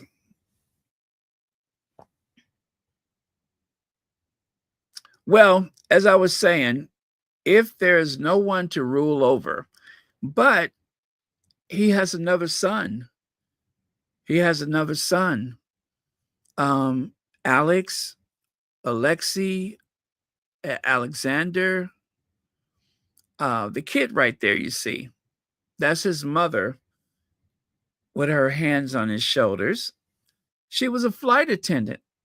And apparently, Albert II took one look at that bubbling brown sugar and was like, I'll have a cup. And she was like, I don't do that with passengers. I'm just a flight attendant. I cannot, I simply can't see you. And then, of course, Albert said, I am the prince, the heir to the throne of Monaco, the wealthiest royal family in Europe. And of course, she was like, but on the other hand, one thing led to another, and they had a child. And of course, initially, Albert declared that that was not his child. And she threatened to take him to court. She threatened to take him to court, not in Monaco, of course, but in Europe. It would have cost a lot of embarrassment for him if he would have refused to acknowledge his son. But because he comes from an open relationship, technically he is never supposed to be the Prince of Monaco. Yeah, he never gets to be the Prince of Monaco. But he does have a title, Count or something like that. And he actually has become very close to his father. He likes to think of himself, the son that is, he likes to think of himself as the ambassador at large. He wants to help drive business and opportunities for Monaco.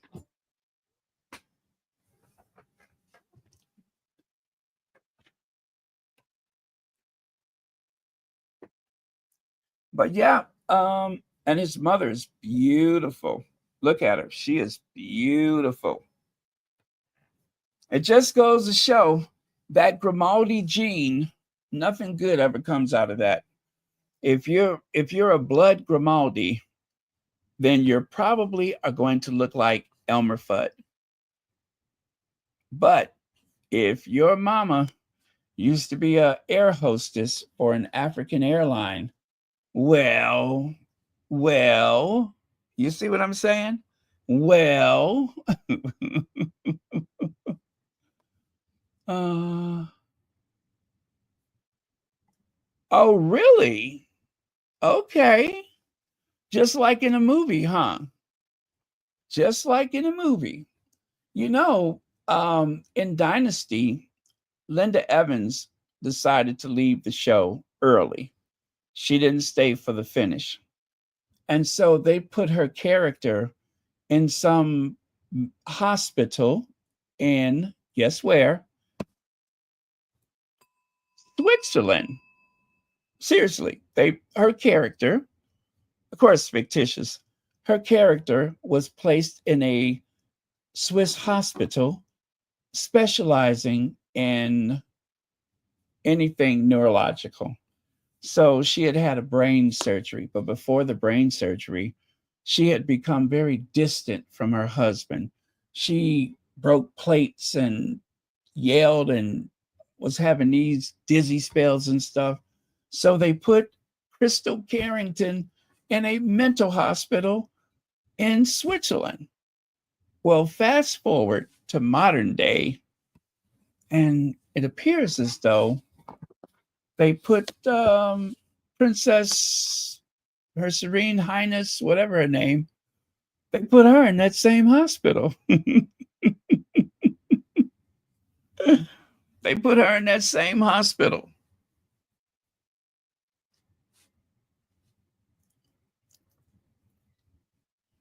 Well. And see there, we think that that's just some little dull cliche, a sanitarium in Switzerland, but I guess they really do have those places. That's where rich people put other rich people when they want to have them. Didn't Prince Philip's mama go to Switzerland? Right? Oh my God, this is scary. Didn't they put her in some Swiss hospital?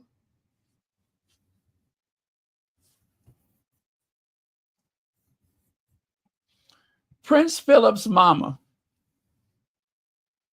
Yes, Princess Alice of Battenberg. Let me see if she went to Switzerland too.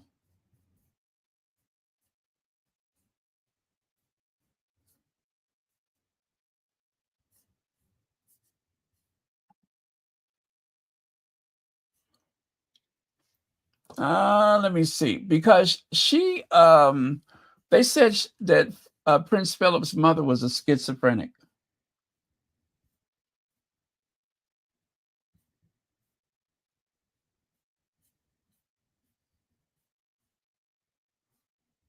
Okay, life crisis.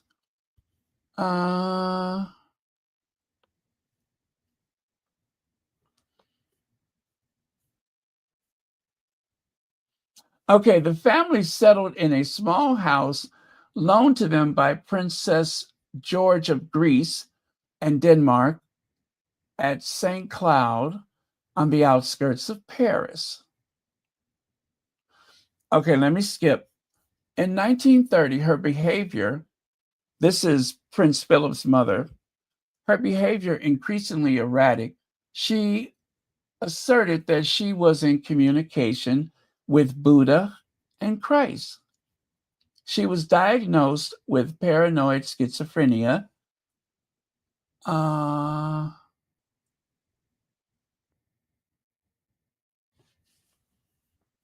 Okay. She was placed in the Ludwig Binswanger Sanatorium in Kruzingen, Switzerland. Both he and Simmel sought advice from Sigmund Freud. I'm not making that up. So Prince Philip's mother was locked away in that same sanitarium in Switzerland. Y'all listen. If I start acting strange, y'all please don't lock me up in some sanitarium in Switzerland.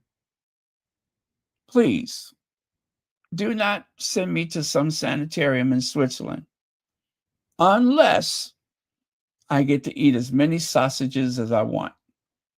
If I could have them sausages like I had at the train station in Switzerland, I would voluntarily go.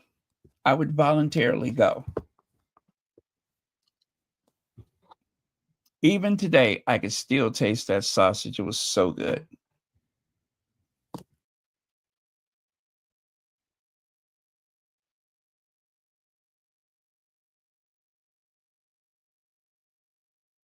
Okay. Well, anyway. Oh, by the way, y'all, if y'all want to learn some more about I'm sorry, not Princess, but Prince, what is his name? The son? If y'all want to learn some more about him, I did make a video about him some time ago. From a magazine article, of course. You might find it interesting.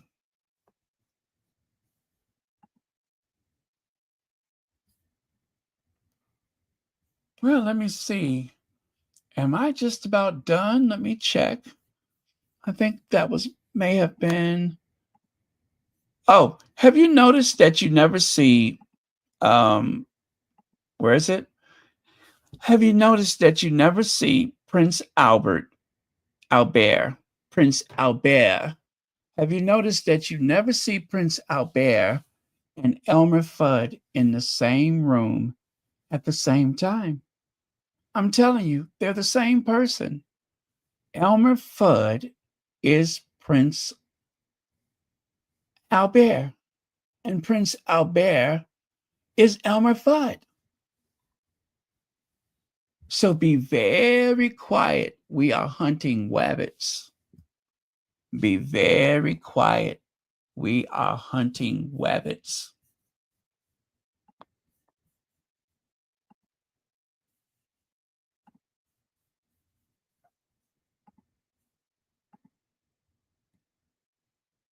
But yeah, I swear that's the same person.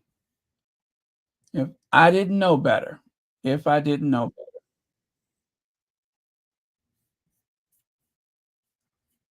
be very quiet because we are hunting rabbits.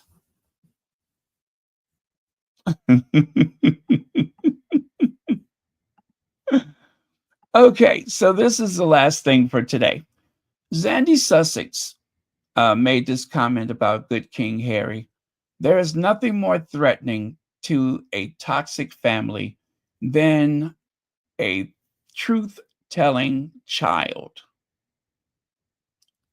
There is nothing more threatening to a toxic family than a truth telling child. And with that, you guys, I am done. I told you we wouldn't be here more than 2 hours and 7 minutes. Didn't I say that? Didn't I say that? I said we are only going to be here for 2 hours and 7 minutes. And that's exactly how long we've been here. That's what I predicted. So good night. God bless. Thank you for watching Royal Sussex. Connie, if I end up in a sanitarium in Switzerland, are you going to come and see me? Are you going to bring me Ricola and chocolates?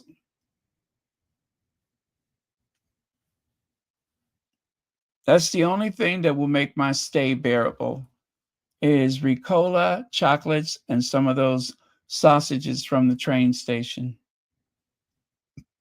I changed trains in Switzerland, and I could not help but notice there was someone selling sausages.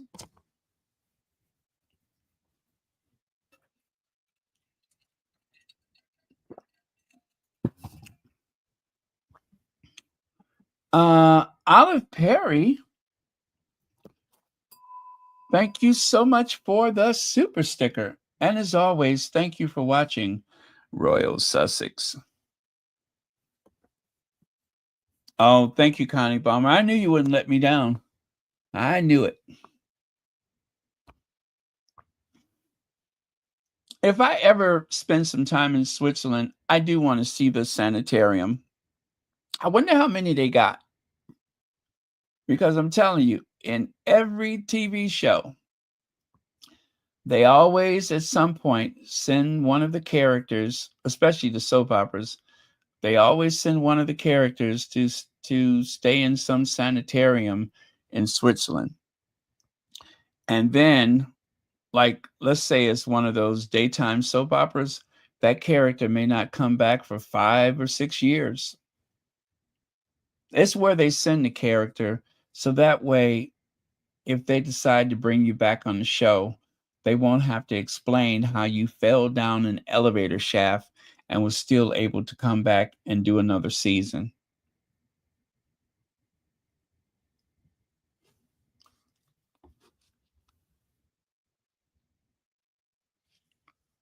And I think recently Audrey Hepburn's house was for sale in Switzerland. Audrey Hepburn had a nice, beautiful house. It was by, what is it? By Lake something. Is it Lake Geneva? Lake Como? Lake something. But yeah, she had this beautiful house there. Audrey Hepburn died in 1993, so someone else has renovated the house, just the kitchen, I think. But it's a beautiful house. I could see why she stayed there.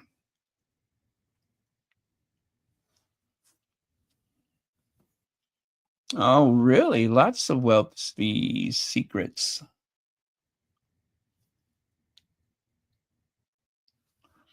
Underground towns? Are you serious? Is that something I can look up on the internet?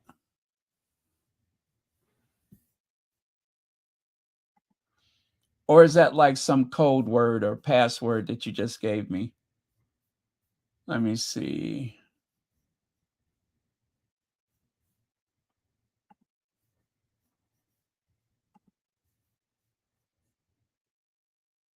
Anyway, I promise I won't tell anybody the password. Underground town in Switzerland. Oh my goodness.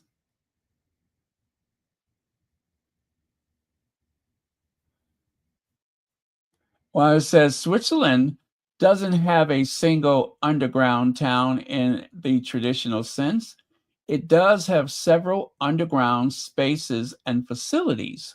These include underground shopping malls, tunnels, and numerous bunkers,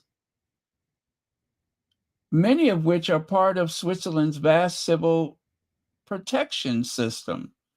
The town of Sousse, am I saying that right? Sousse is known for its art museum and grottos and underground passageways, as mentioned by Island Magazine. Oh my goodness.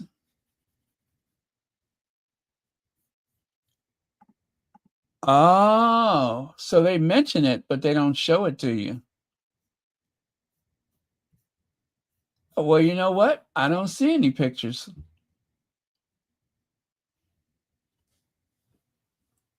I mean, I see something, but it's not like what I just mentioned here. Gosh, I want to live in Switzerland. You know who else wants to move to Switzerland? I don't know, Connie. You're gonna have a house full. Um, I believe that Mo Shannon has mentioned on occasion how much he'd love to live in Switzerland.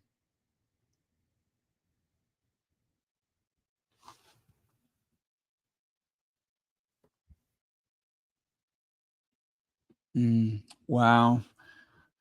Must be nice. Must be very nice.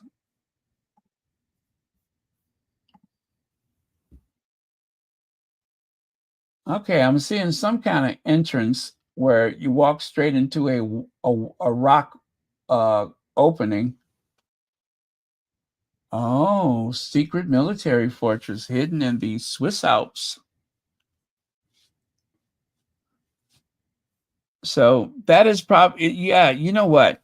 If the end of the world is coming, um, I'm pretty sure people like Charles and Camilla would run for their lives to get to Switzerland.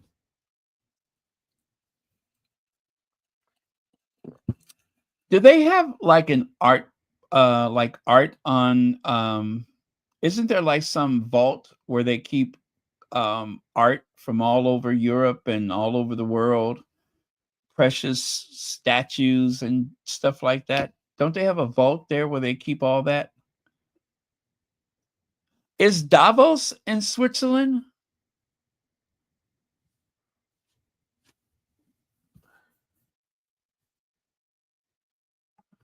Davos, Switzerland.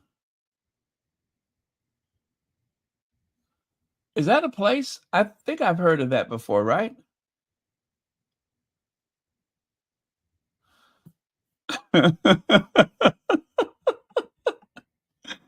Oh, Connie Balmer is sworn to secrecy. Davos. Oh, I see it. I see it. Oh my God. It looks like a fairy tale. Wow. And I love the snow.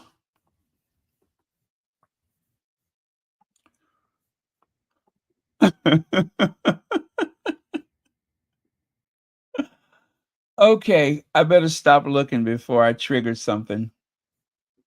Well, I did meet the Swiss Guard at the Vatican. Yeah, I did meet the Swiss Guard at the Vatican.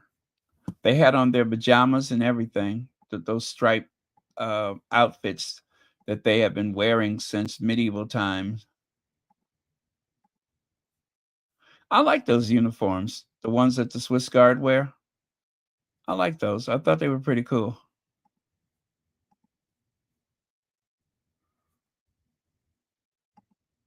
A little flashy, but that's okay.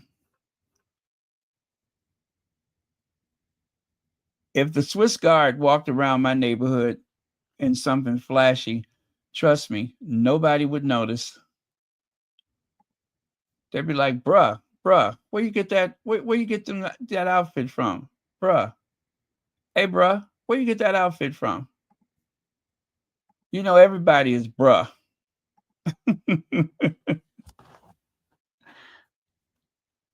What up, bruh?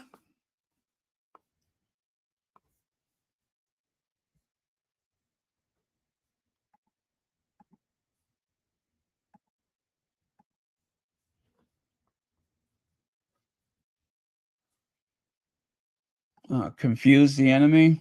Yeah. Well, I also wanted to go to Liechtenstein. I wanted to go to Liechtenstein. I always wanted to go there. So in Switzerland, they have the French, German, and Italian languages, right? A lot of people there can speak French, Italian, and German, if that's correct.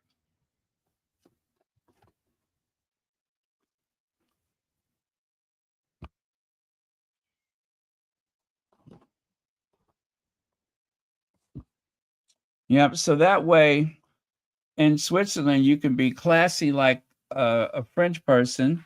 You can make love like the Italians, and then you can handle your money like a German, which means you'll never go broke. They're very conservative and frugal about their money.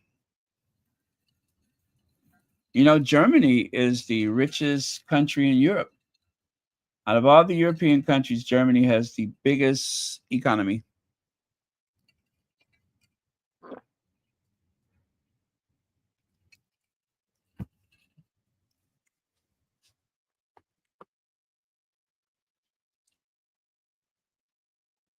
The wealthiest nations.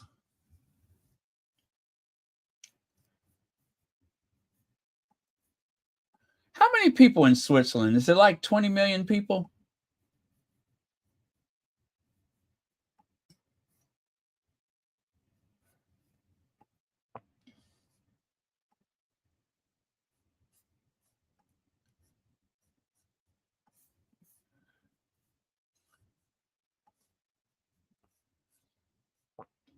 The richest country in the world.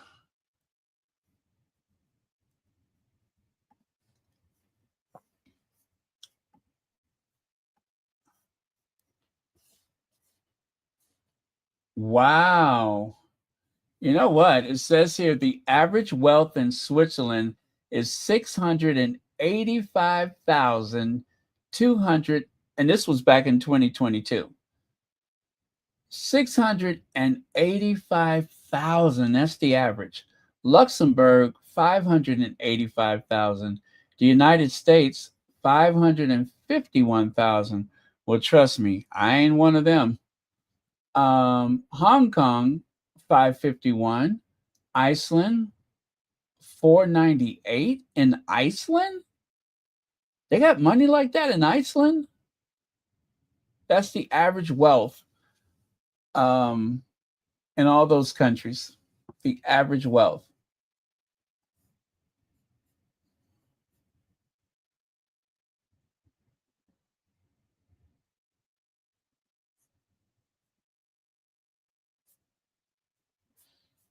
Yeah, I'm pretty sure that they cannot have those numbers right. Iceland? How is that possible? And the United States, I don't think it's, I mean, there's a lot of rich people here, but I don't think the average American has that kind of money. But it's possible because a lot of people have their money, their wealth tied into their property. And given the price of the average new home sale, it is possible.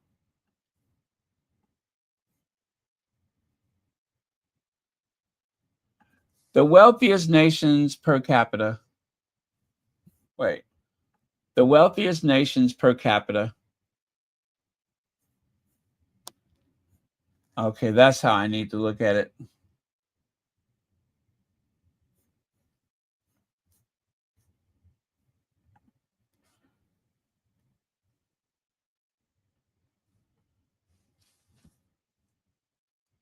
Gosh, they got all kind of charts here, but I'm afraid they are not so helpful. Oh, GDP. How is Singapore number one?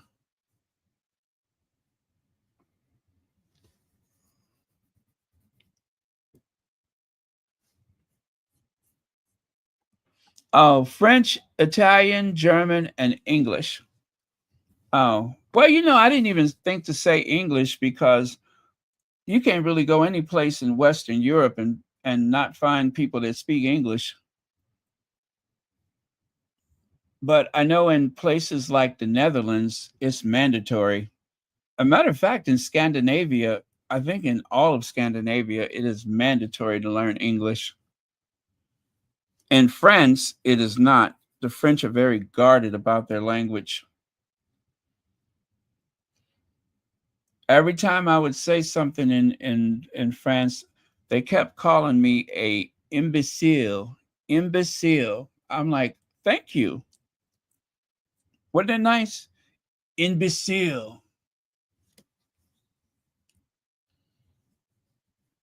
S'il vous plaît. No, s'il vous plaît, silence, imbecile. That's what they kept saying to me. And I was like, thank you. Thank you very much. Um, imbecile to you too. They're very nice in France.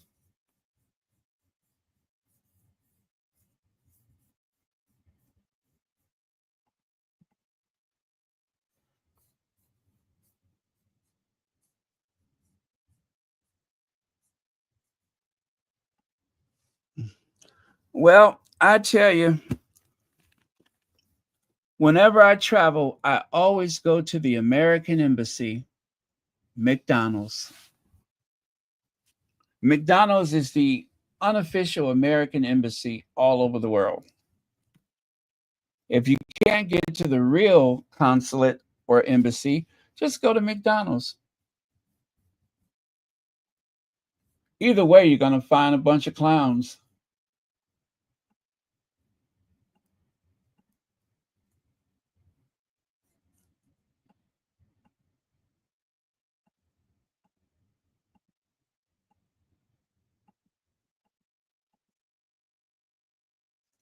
Hey, do you all like the Birkin bag? Does anybody like the Hermes Birkin bag? I am addicted to that TikTok, um, YouTube channel, Love Luxury. Is that the name of it? Love Luxury.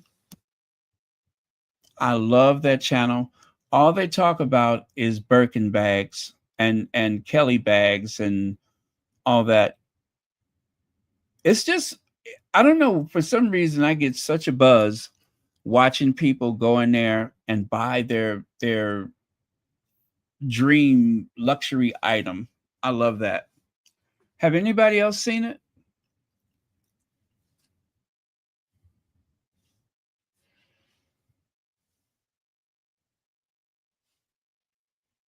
Yeah, Miss Z. The Birkin, that's the one with those straps and it has a lock on it.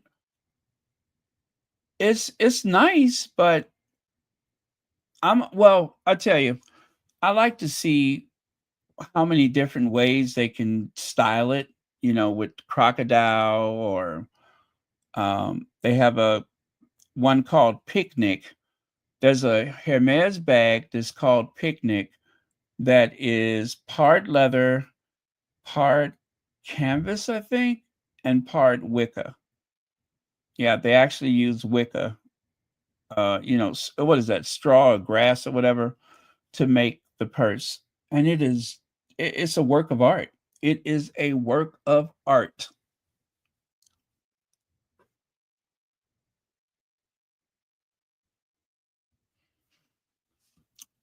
Do you know, Jacqueline, Jacqueline, do you know that a friend of mine was passing through Switzerland and saw Tina Turner at the airport? At first, she didn't want to believe it, but she said that um, there was a couple of men with her, and I think she was changing her shoes or something like that. And she said that when she was trying to take her boot off, that one of the guys just dropped right down to the floor and started helping her. And I'm just like, that had to be Tina Turner.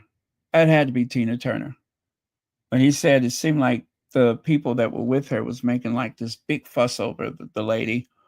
And you know how surreal it is when you see someone in person and you just like don't know if that's the person, but you know it's the person. But yeah, I actually saw her years ago at the airport.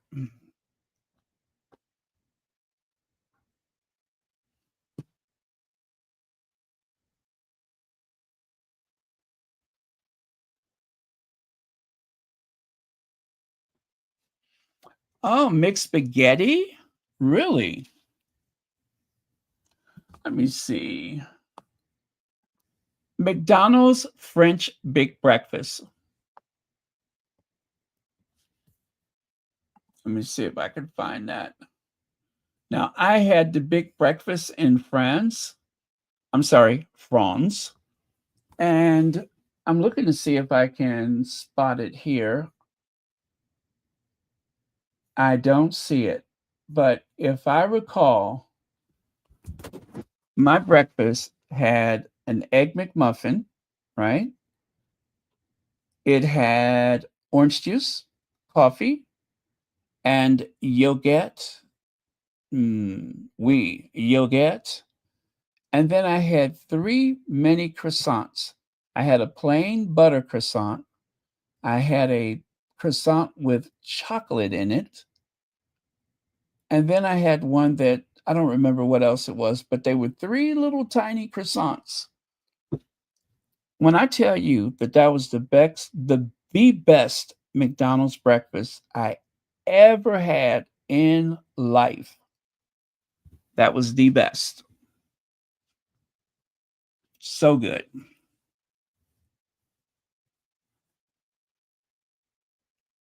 And if you're an American and you've never traveled outside of the United States, do know that when you go to a McDonald's in Europe, the food is likely healthier than what you eat in the US. Seriously. And they have regional specialties like mixed spaghetti. They have regional specialties that you will never see outside of that country. A lot of the ingredients were locally produced, so you can have a hamburger that doesn't have all kind of chemicals in it. So yeah, when I travel, I go to McDonald's in every country I go to because I want to see what's on the menu. I want to see what's on the menu.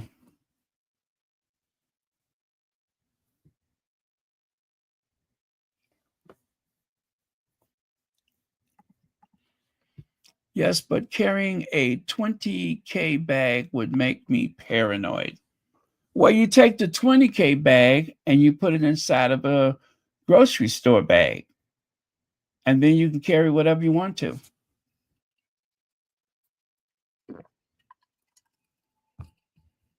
Yeah, take the $20,000 bag and put it inside of a 5 cents grocery bag. Well, I tell you what, put it inside of a Trader Joe shopping bag.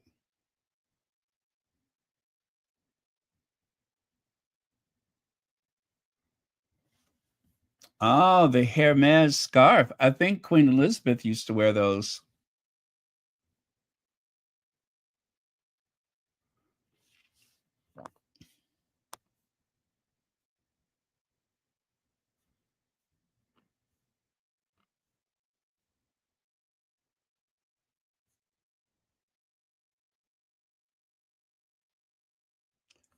Well, I mean, Switzerland is famous for their banks, but I know Liechtenstein, in terms of families, I'm going to say Liechtenstein, Luxembourg, obviously the British, lots of money.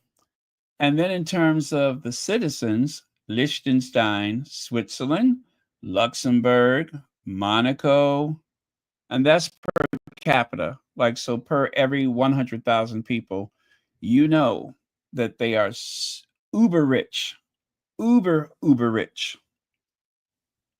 Yeah, rich, very rich.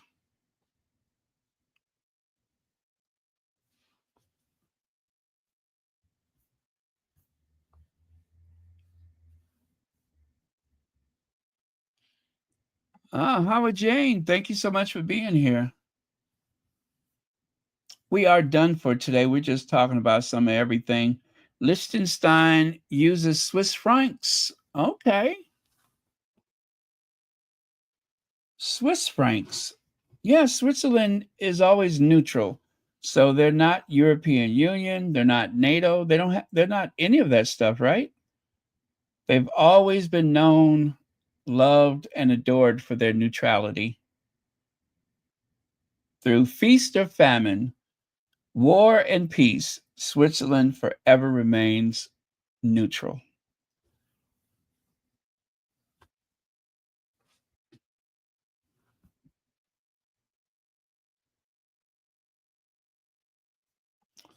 You cannot find all banks in Switzerland. Oh, really?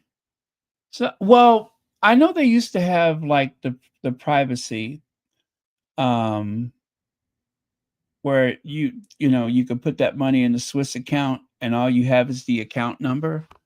I know they used to do that, but I think the US didn't they make some treaty with Switzerland where US citizens cannot hide their money in Swiss bank accounts anymore?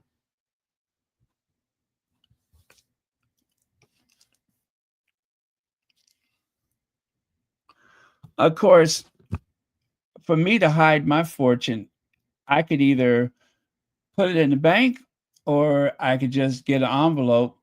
I can get an envelope and put what probably about $5, $2, a some coins from Mexico. That's my estate. My estate is about $8, a loofah sponge, and a bus pass. That is the sum of my entire estate. That reflects decades of work.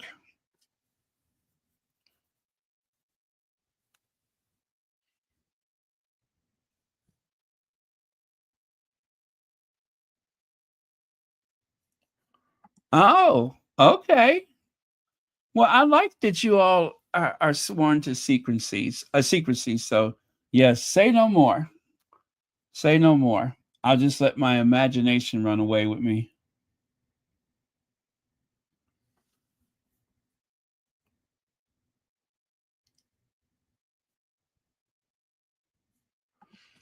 That's six. Oh, okay.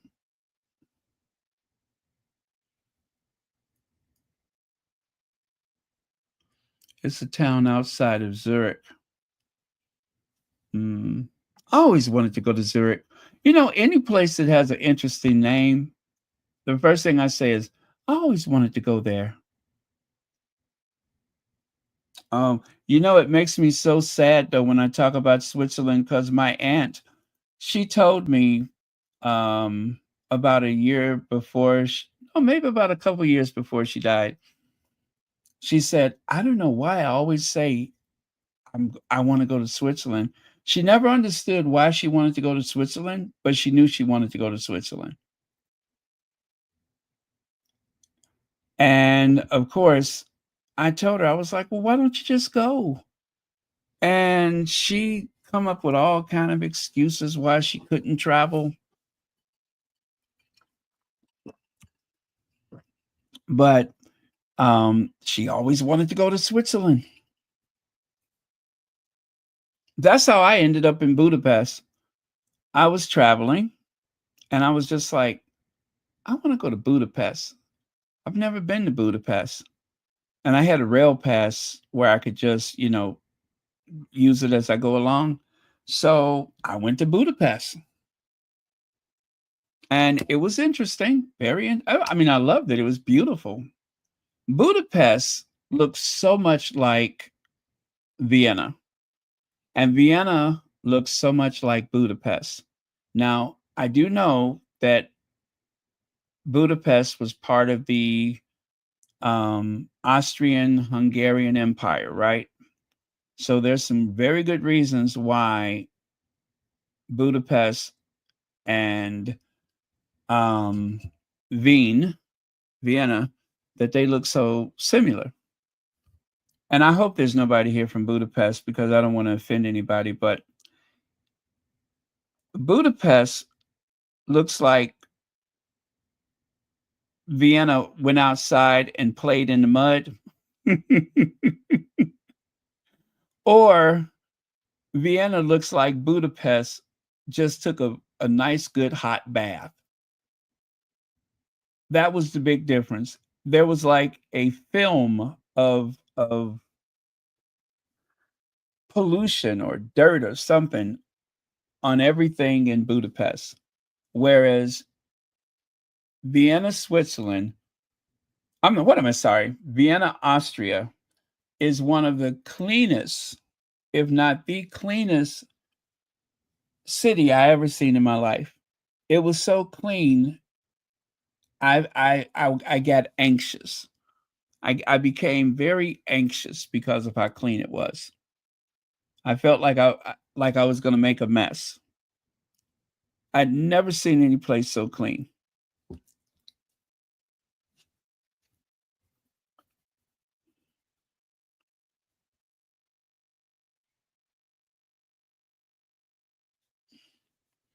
Oh, okay. All right.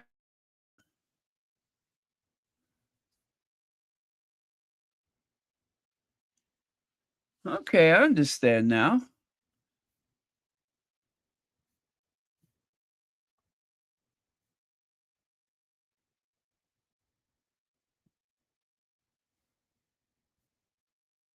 Oh, I was there in 1986.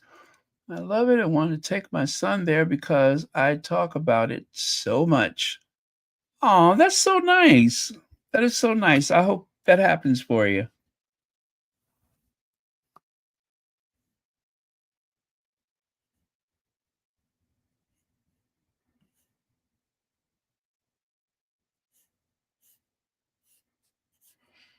Well, Connie Bomber, can you talk about where they keep the chocolate? How about that? Will you get in trouble for talking about the Swiss chocolate? Can you get me a tour of the Toblerone factory?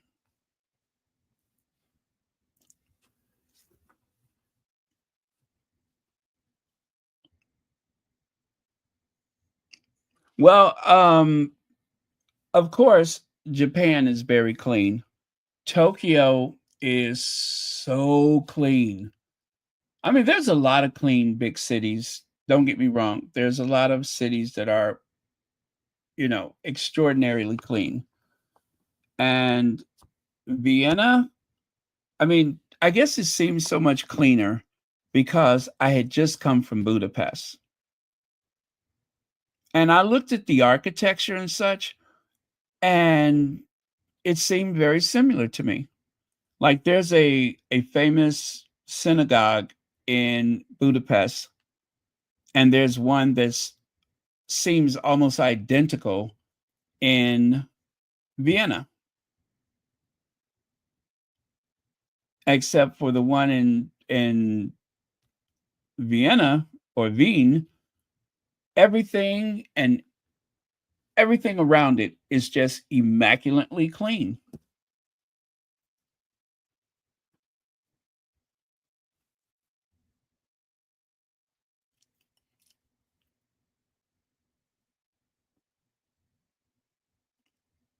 But you know, a lot of people are always shocked Chicago is extremely clean. People are always shocked at how clean Chicago is. Anybody who ever visited Chicago, they talk about how clean it is.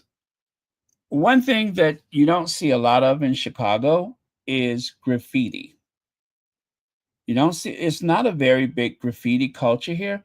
And it's not to say that we don't have it, but you could look at some of the poorest neighborhoods, right? And you just don't see much by way of graffiti, which is extraordinary for a city like Chicago, but it does not have a graffiti culture. And one of the reasons why is that years ago they banned the sale of spray paint in the city. So if you're an inner city kid and you want access to spray paint, well, at least years ago, you would have to leave the city to go and get it. Nowadays, I'm pretty sure you can just order it on the internet. But in the old days, you had to go to the suburbs for it. So there just was not a big culture of graffiti.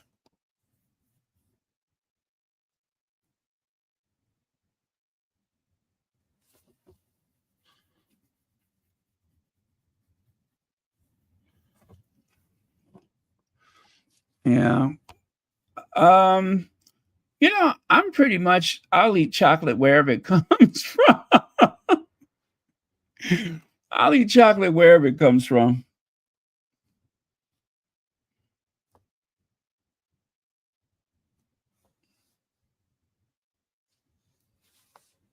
I've never had fondue before. And isn't fondue like a Swiss thing? I've never had fondue.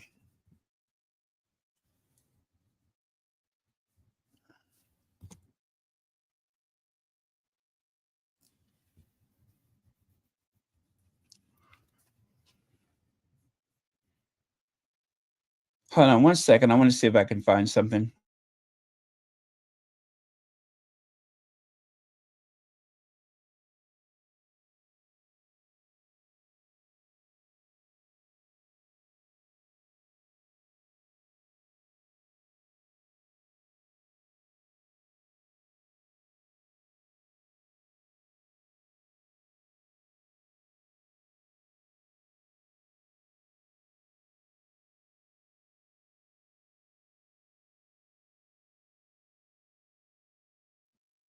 Okay, I'm back. No, I've never had it before. I have never had fondue. And let me tell you something else that I have never experienced, and I've experienced it for the first time in my life today. All of a sudden, I started feeling like a burning pressure with my right eye. And I'm just like, okay, I don't know how that could have happened. I haven't rubbed my eye or anything like that. Now, mind you, this happened around noon. And so finally, out of curiosity, I went and I looked in the mirror and I had a sty in the corner of my right eye. I have never, ever had a sty before. Ever. I've seen other people, but not me. I have never experienced that. And I'm just like, is this going to be something that keeps happening now? I have never had that happen before. And when I was a teenager, I had acne really bad. I was like in my 20s and 30s and still had acne, but it lessened over, the years. But I was really bad, um, as a teenager. But I never had a sty before. And I could see it. And of course, they say you're not supposed to mess with it. Well, of course, the first thing I did was mess with it. I mean, I could see it.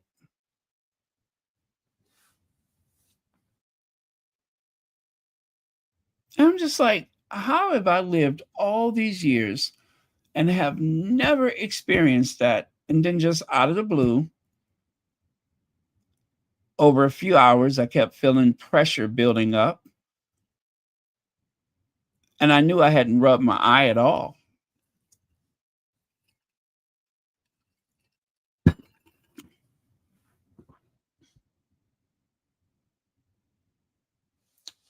Yep, that was very strange. That was very strange. I could not make sense out of it. Okay, I think I'm going to share a couple of photos with you so I can show you something here.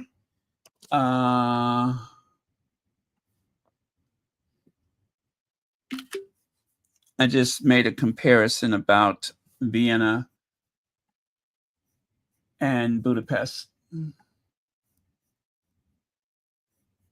And once you see these pictures, compare these two pictures, you could probably understand why I had the opinion that I had.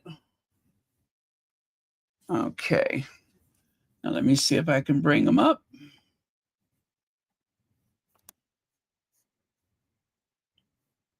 Yeah, that was weird though. I'm just like, I could not understand what was happening to my eye.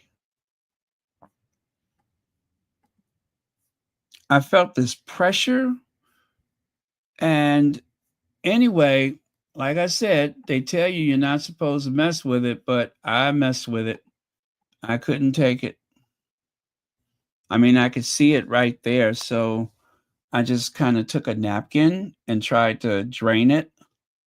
Bad, I know that's really bad, but I couldn't stand seeing it.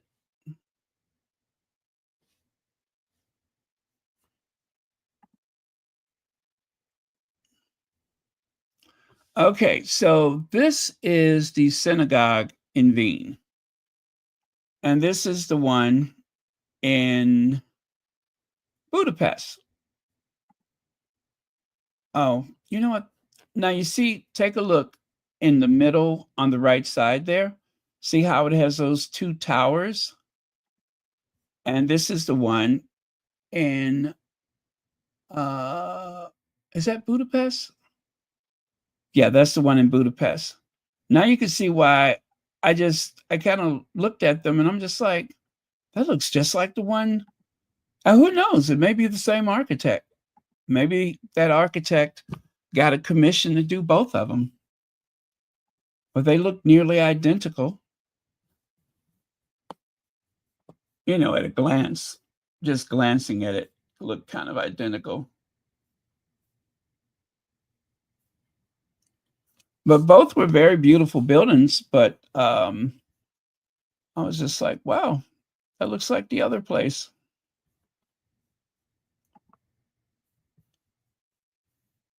But Budapest is beautiful. I mean, I don't want you guys to think that it's just like so dirty and filthy, but Vienna was just much cleaner. I love New York, though. I love New York. When you go to New York, you just kind of feel like anything is possible. Hey there? Like Harry and Meghan in New York City. Anything's possible.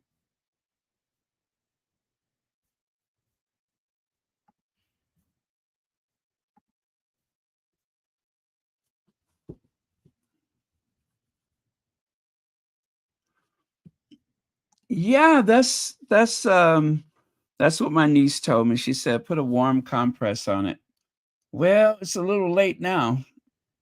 It's a little late. But I did eventually put a warm compress on it.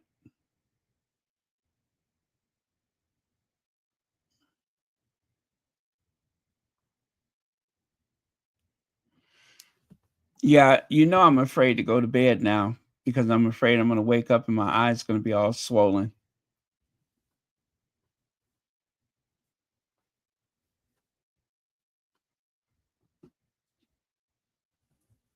Yep. Now I'm afraid.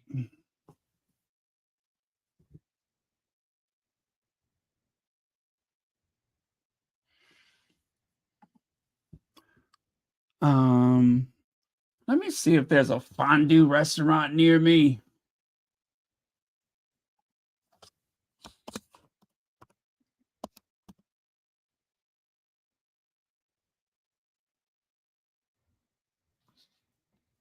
Yep. I've never had fondue. Oh, there's a little fondue pot. Why are they so expensive?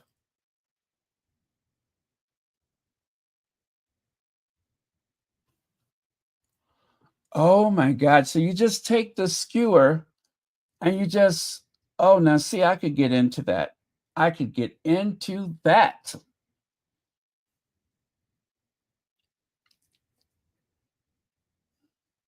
Now, I was at work one day and, well, one night. I've had various jobs over the years.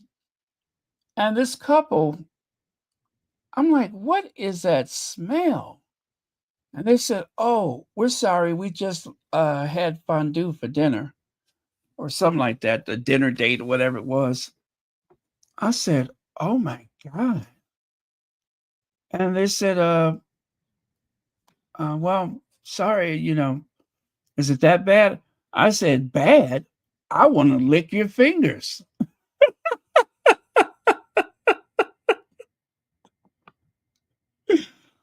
Yeah. I was like, no, I want to lick your fingers. I'm like, I just remember the smell was enchanting. I was like, good God, what did y'all just eat?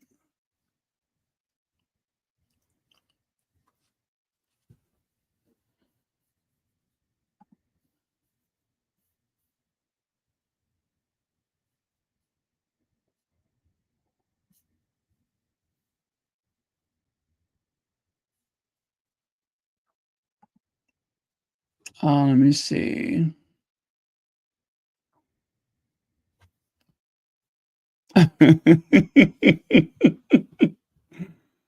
Oh, just have a ginger ale. You'll be okay.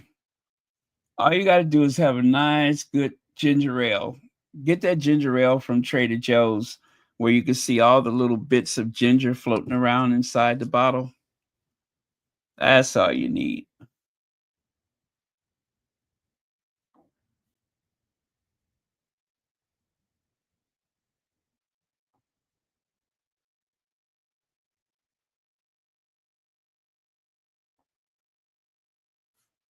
Oh, a green tea bag on your eye when you go to bed.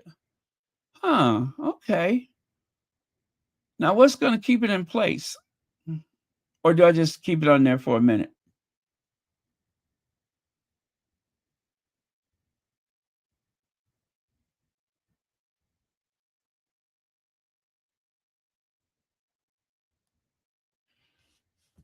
Yeah, we don't like Trevor. We don't like Trevor.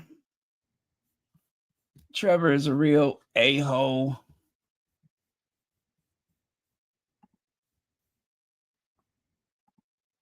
Now, the other day, one of those Republican people in England spoke out about the receiving those honors. And she said she received one and she gave it back. I think her mother talked her into it or something, but she gave it back. She didn't want it.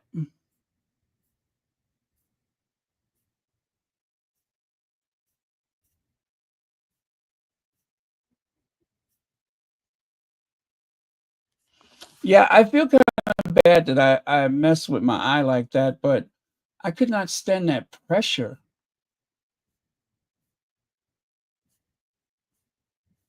I could not stand it. I mean, it's like it practically doesn't hurt now, but earlier it's very irritating. I didn't even think that it could be something like that because I never had that happen before.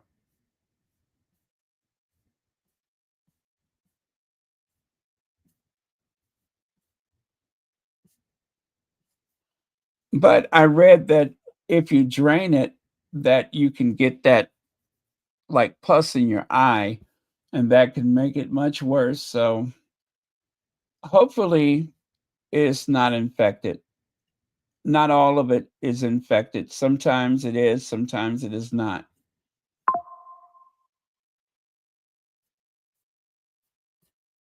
But at no time should you do what I did and try to drain it. That was a bad idea.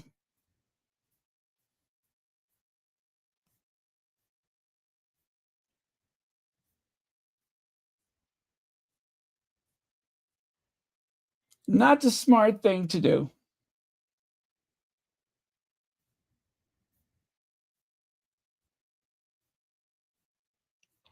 But then again, I could not confess to being the sharpest tool in the shed.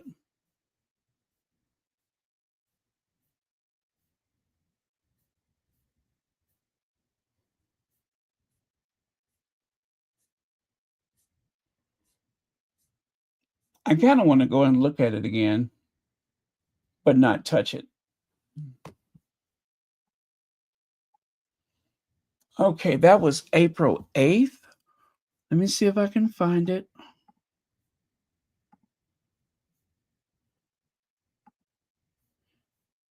Yes, look, but don't touch.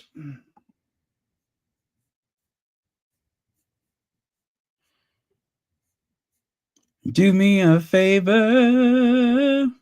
Won't you say what's on your mind? I may not have the answer, but I can make it easier to find.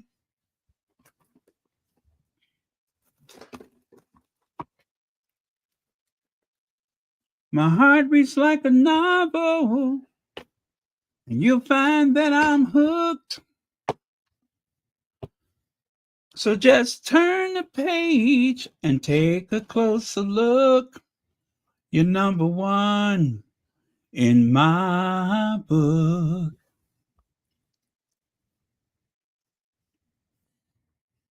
You're number one. Another chapter of a love that's yours and mine. Okay, got a soundbite for you.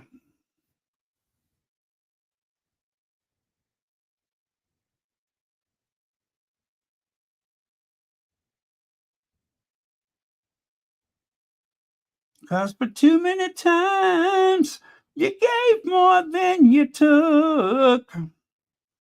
So just turn the page and take a closer look. Okay. Now, you know what? That was April 8th. Okay, I got it.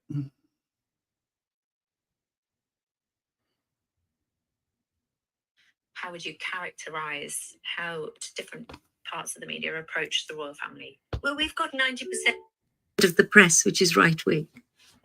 That's one problem. And owned by non-doms, most of them not even living here. And it has been in their interests to get certainly ordinary British people to think they live in the best country in the world, even though their wages have been slashed, their treatment has been awful since the days of Margaret Thatcher. But aren't they the luckiest people in the world? Because look, you've got these crowns and these people and these gowns and these palaces. How would you characterize how?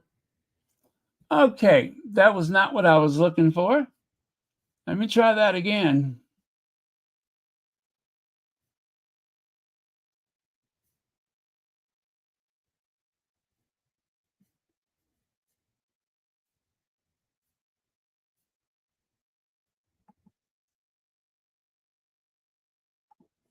Nope, that's not it.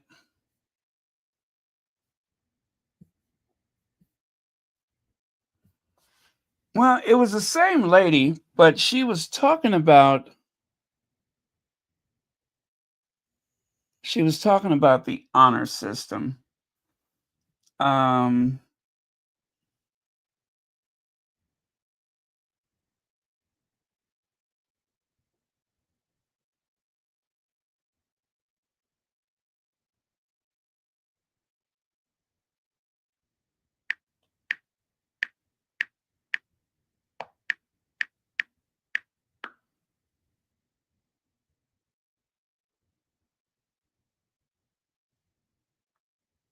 Oh, well, I don't see it now.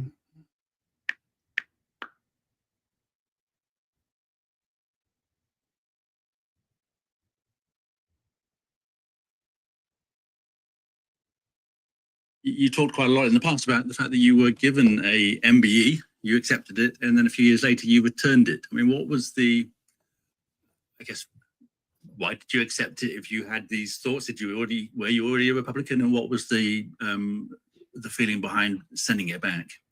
Well, I should never have accepted it. In fact, when the letter came, this very British secretive state kind of thing, that you're not allowed to talk about it, you're not allowed to say a letter arrived making you the offer, all of this. So I chucked it in the bin. And my husband came, this is absolutely true, had been away, and he came, and I was laughing with him, and he said, well, look, you know what, your mum really worries that you all will be deported again. We were from Uganda nations who, had this experience of mass exile, and it really affected everybody. And although she's always been very supportive of my views, she also was very anxious that what if one day they put us on another boat? So he said to me, it'll give her reassurance that you're kind of accepted now. And I should never have listened to him, really. I rarely do anyway. But as I thought, and I talked to her, and she seemed very, and he was right, because she had thought for a long time I was really creating such problems for myself that we were not safe here. And I shouldn't have done it, because it was kind of against my deepest principles. But there it was, and I never talked about it. And, I said to the kids, it's there. When I die, if you want to, you can claim it. And then when Blair went to war on Iraq, a lot of us were feeling very, very uneasy about this launch of a new empire, although this empire has been running for a long time, as the imperial American enterprise.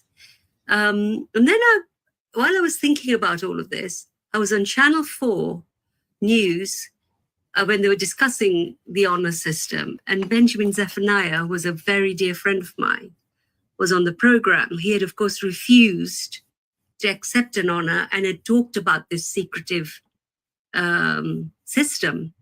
And he wasn't in the studios. He was kind of looming into it. And he never knew, because I never talked to anybody about my MBE, that I never knew, he said, that you accepted an MBE. Why did you do that? I mean, do you honestly think your respect comes from that? He was very direct. And so I looked at him, and this is on record, you can look it up. And I said, yeah, you're right. Jon Snow was presenting, and I will return it, because you've shamed me quite rightly. And so that was it. What were the circumstances that led to you being offered the MBE? Do you know exactly why it came to you, despite the fact that you were publishing critical articles that might suggest that you wouldn't accept it? All I know, it's so secretive, it's all so hidden, but it was when Blair was in power, and his wife, Cherie Blair, was rather fond of me and often invited me to 10 Downing Street and showed me the furnishings. And she was like an excited girl, actually, in a palace, And I liked Cherie Blair until the Iraq War. And somebody said it was her suggestion, because she thought she always said, you're a very brave journalist. But that's all I know. Because why would you? Hmm. Really? Why would you? It's so interesting, the idea that you accepted it because of mainly your mum's anxiety. Because I can imagine if I were offered an MBA, or if you were offered an MBA, It's Gwen, unlikely. wouldn't you think, oh, I might be able to feel some sort of financial security because people are going to be, hiring me based on this MBA? And it's interesting to hear that there was some insecurity about stability involved with the decision. It was that. And she knew I was getting a lot of threats at the time because of my writing. But yeah, a lot of people I know who are very reluctant, especially among minorities, will tell you it pleased my parents. Because, they grew, but my mother was a Republican. This is the thing. So you were telling me about that before recording, and I said, oh, I shouldn't have asked a question because I knew you would say something really interesting. So tell us about your mother's republicanism. Well, she wouldn't have been able to spell the word, but I remember her shock, horror, and anger when I was very little. And when on our, we heard that Princess Margaret. Okay, so Benjamin Zephaniah, that is the gentleman who confronted her for accepting the award, and what did she say? You're right, and she gave it back. So I just wanted, because I could not remember his name. So when she said it, I'm like, well, let me look him up. And but I could see his face, but I often forget his name. But he died in 2023. I think he had cancer. And anyway, he was very much against the whole idea of monarchy. And yet they kept trying to pull him in with these honors and such. And they'll do that. The fact that you are not, rooting for them, it does not matter, because I guess they figure if they can get that trinket pinned to your chest, that you're going to do what we want you to do. And quite often that's exactly what happens, is that people will dance to your music at that point. But he said hail to the no from the very beginning. So she was very brave to admit, I was wrong. You're right. And I'm going to get rid of it. But I think for a lot of people that a lot of people who otherwise do not care for those types of things, it's the pressure from your family, especially the mother. Like Lewis Hamilton, he accepted an award because his mother wanted to spend the day at Windsor. It's tough to turn that down.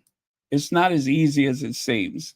It's kind of tough to turn it down, because the idea that you're being recognized for your contribution to the nation, not to mention the fact that, let's say you've always wanted to buy your mom a house and you just have never had the resources to do that. But I can have her spend the day at Windsor Castle. So what you gonna do?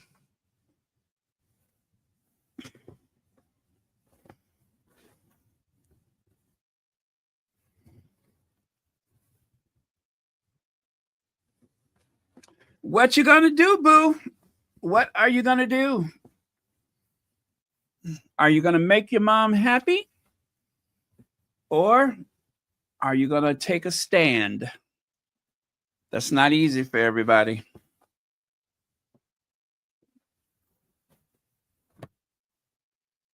I would like to believe that I would say, no, it goes against my principles. And then if they say, but we were going to fly in some of those sausages that they had at the train station in Switzerland, I'd be like, well, on the other hand, I'll come.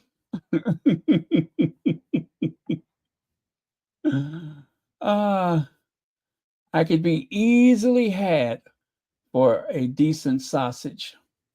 I know that sounds strange, but you know what I mean. I didn't say pulled pork sandwich, I said sausage.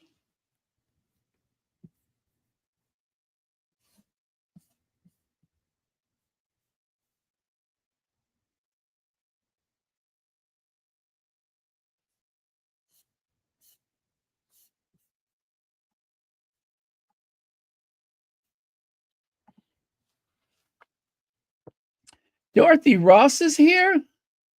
Dorothy Ross? Hey, Dorothy Ross. I'm just well, I finished about an hour ago, and right now we're just talking about the weirdest stuff. So far, I've told everybody about the sty that I have. Oh, by the way, you guys, I went and checked my eye, and it's gone. It is completely gone. It doesn't mean that that was a good idea, but it is completely gone. I know it doesn't hurt. It's a very subtle tenderness, but all of the swelling and everything is gone.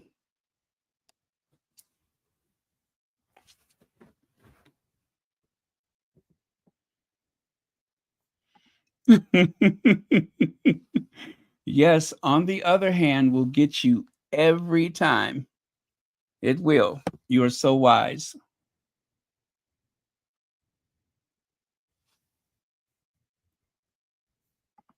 And do you have the curry, what is it, curry wurts, where they give you that curry sauce? Well, I'll have to do the taste test because I've had the sausage in Germany. So I'm going to have to compare it with Switzerland. Now, I had the Swiss sausage at the train station. So what I need to do is do a taste test. I have to do a taste test. I want to taste both of them so that I'll know, for certain. Oh, you know what? I think I had a video that I forgot to share. I do that every day, don't I? Just before I go, I say, do you know what? Do you know what? Not but do you know what? Do you know what? I think I had a video that I meant to share. Every day I do that. It was cute the first time, but now it's just kind of irritating. You know what I mean? When you do stuff like that, it's always cute the first time. But around the second, third, fifth, and 20th time, it can be a bit irritating. Even I'm irritated, and I did it. So let me see. I'm going to try to share that with you. But you know what? Do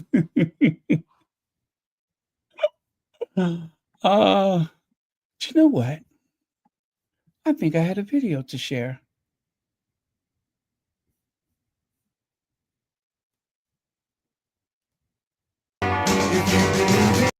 Okay, now I cannot have that music playing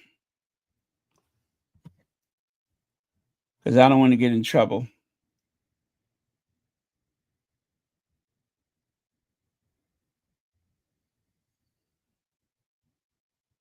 Oh, that lady I mentioned earlier. This is the box she got from Meghan. Oh, the taste test. I can turn it up for this.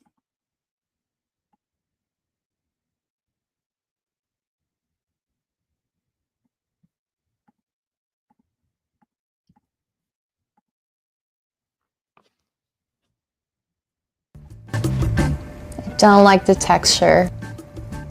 Doesn't taste like nothing at all. I think this one is my favorite.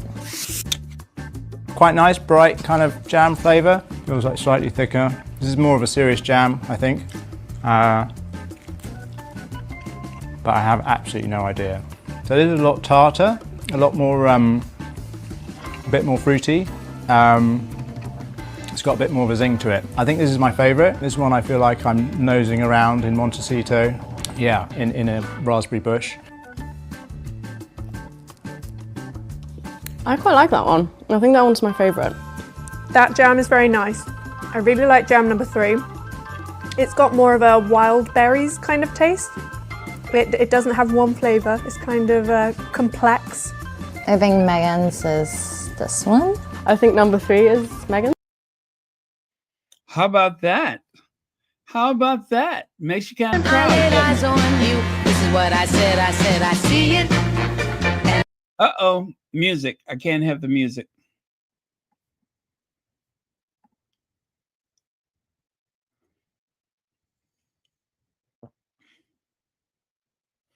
All right. Well, there you go.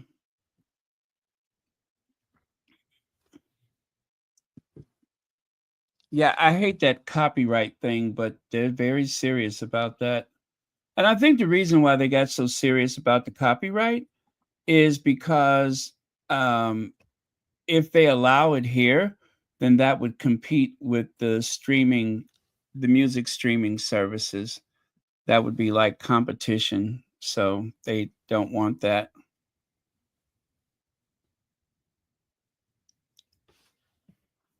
You know how they are. They are very fussy. They're very fussy.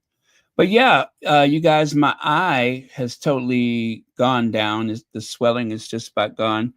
And it's not so irritating that it's going to be hard to sleep or anything.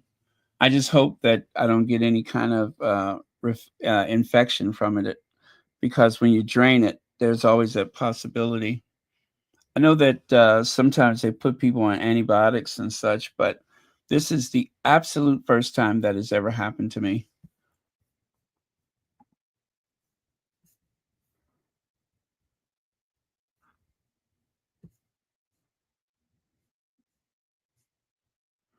Ah, the curry works.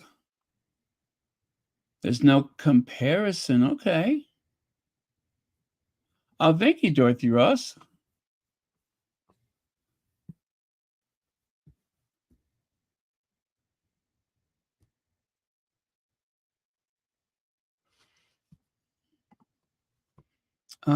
Genoa sausage.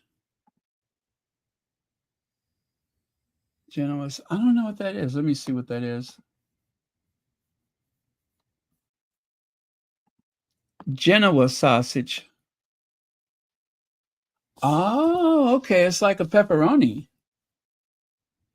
Oh, it's a salami. Yeah, it's kind of like a salami. Oh, that looks spicy and delicious. That looks spicy and delicious.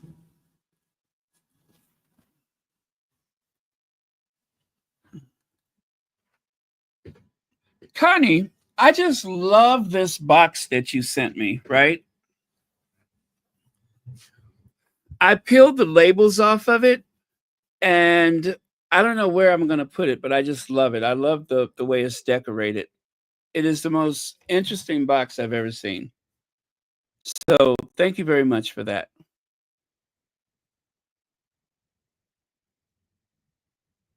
I'm going to have to send you something, Connie.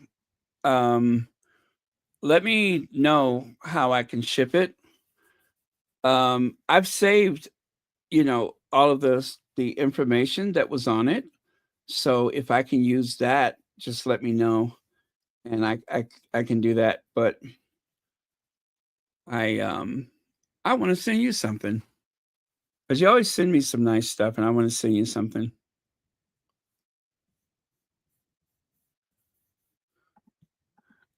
I cannot wait. I'm like a little kid. I cannot wait.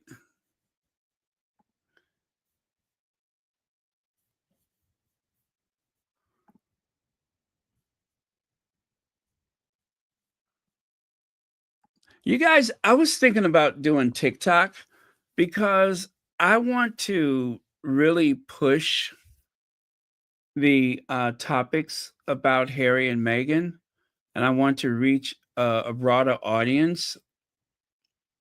And then whatever I do on TikTok, I can use it as a short on YouTube, because I just want to make sure that people that are open-minded, that have not taken a negative stance against Harry and Meghan.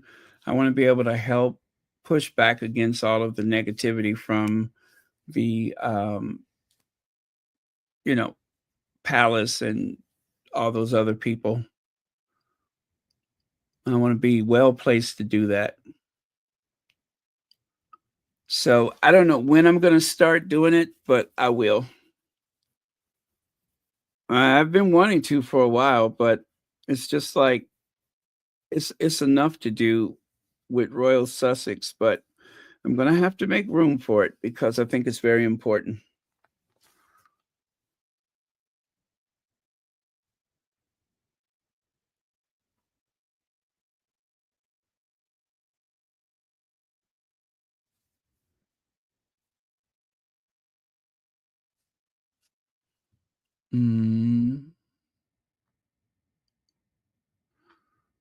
Okay.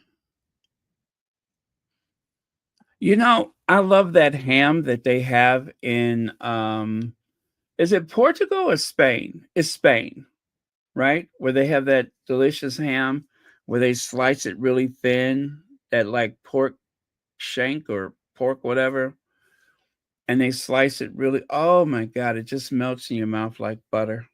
It's so good. I I I would keep one of those sandwiches in my bag at all time. And because it is cured or smoked or whatever it doesn't go bad. You don't have to refrigerate it, but it is so good. If you ask me what was the best thing about Spain, I will say it was that.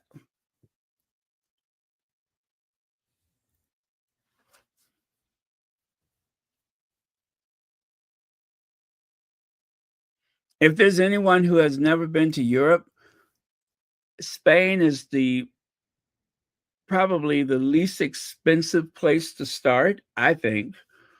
Spain and Portugal, probably the least expensive place you can start. I would not worry about a language barrier. I have been so many places, and that has never been an issue.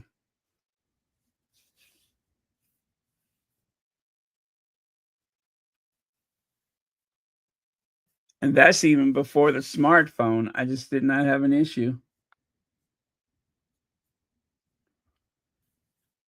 Everybody speaks cash. I don't care who you are or where you go. Everybody speaks cash.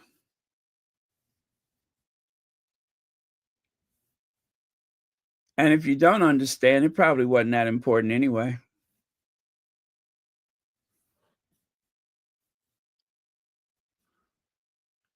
But do not go, I repeat, do not go to Spain after April and May. Because if you do, you're going to be sorry because it's going to be so hot. And when I say hot, it is going to be so hot, you're going to be miserable. So April, May is an excellent time to go. If you go any later into the summer, you are going to be very, very sorry.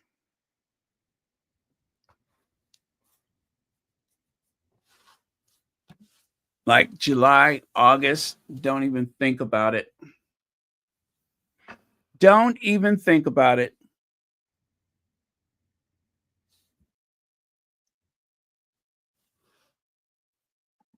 Oh,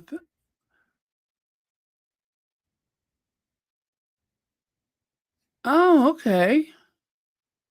Well, you're welcome. You're welcome. Oh, I just love them. I love them.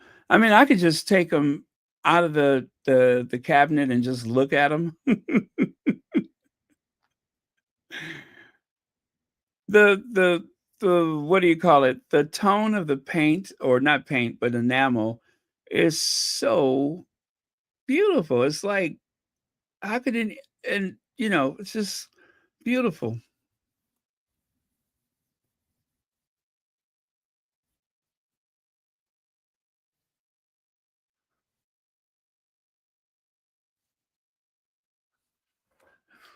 Well, I'll let you know if that happens. I'll let you know. And you may not have to go over there because I will definitely use the same material over here.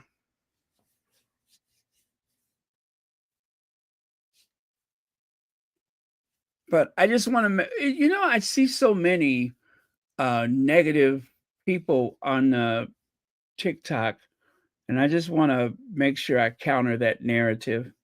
Even if I don't do it, there are some amazing people on TikTok. It really is some amazing people. And Harry and Meghan have gained so much more support because of the way that the tabloids have been going after them.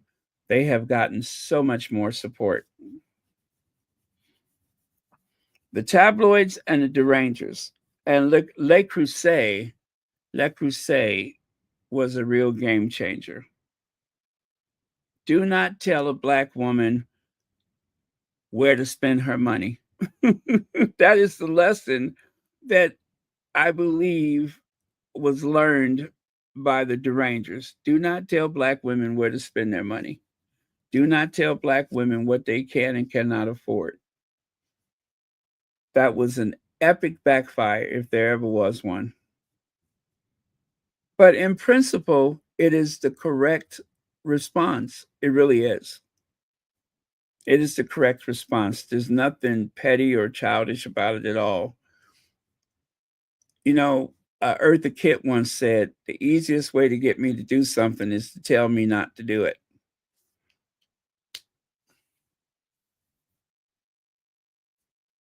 Yeah, if there's something you don't want me to do, then tell me not to do it. Or actually, if it's something you want me to do, tell me not to do it.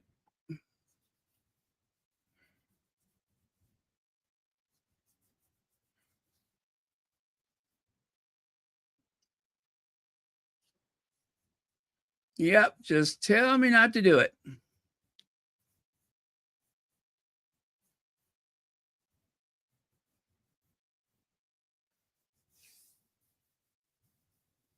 Le Creuset.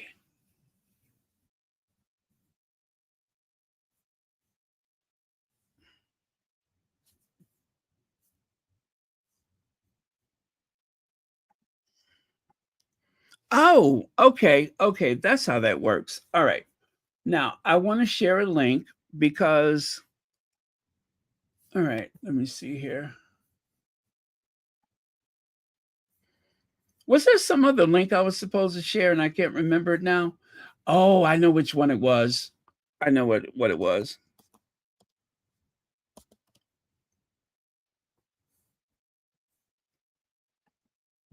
Grimaldi. Okay. Alexander Grimaldi.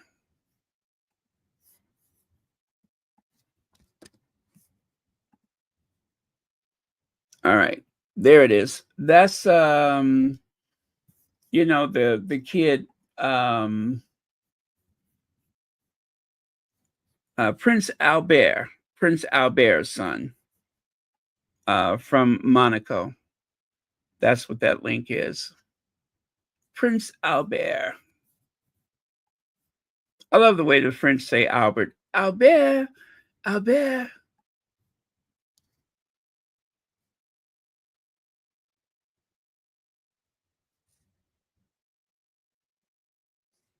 The T is silent. Albert.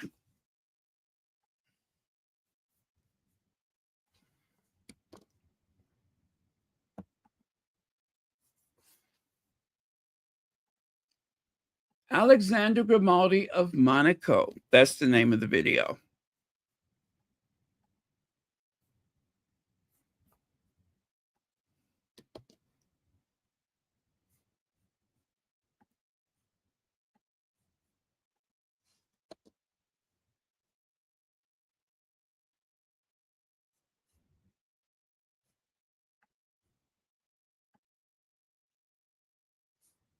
Okay, hang on a second. I'm going to see if I can bring it up.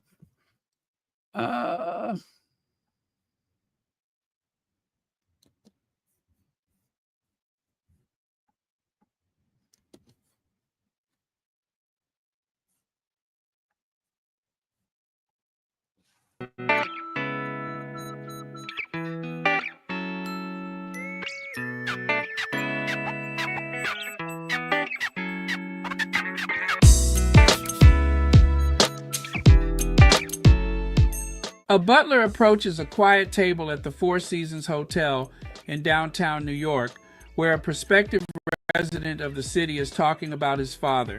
He can tell my tablemate is special.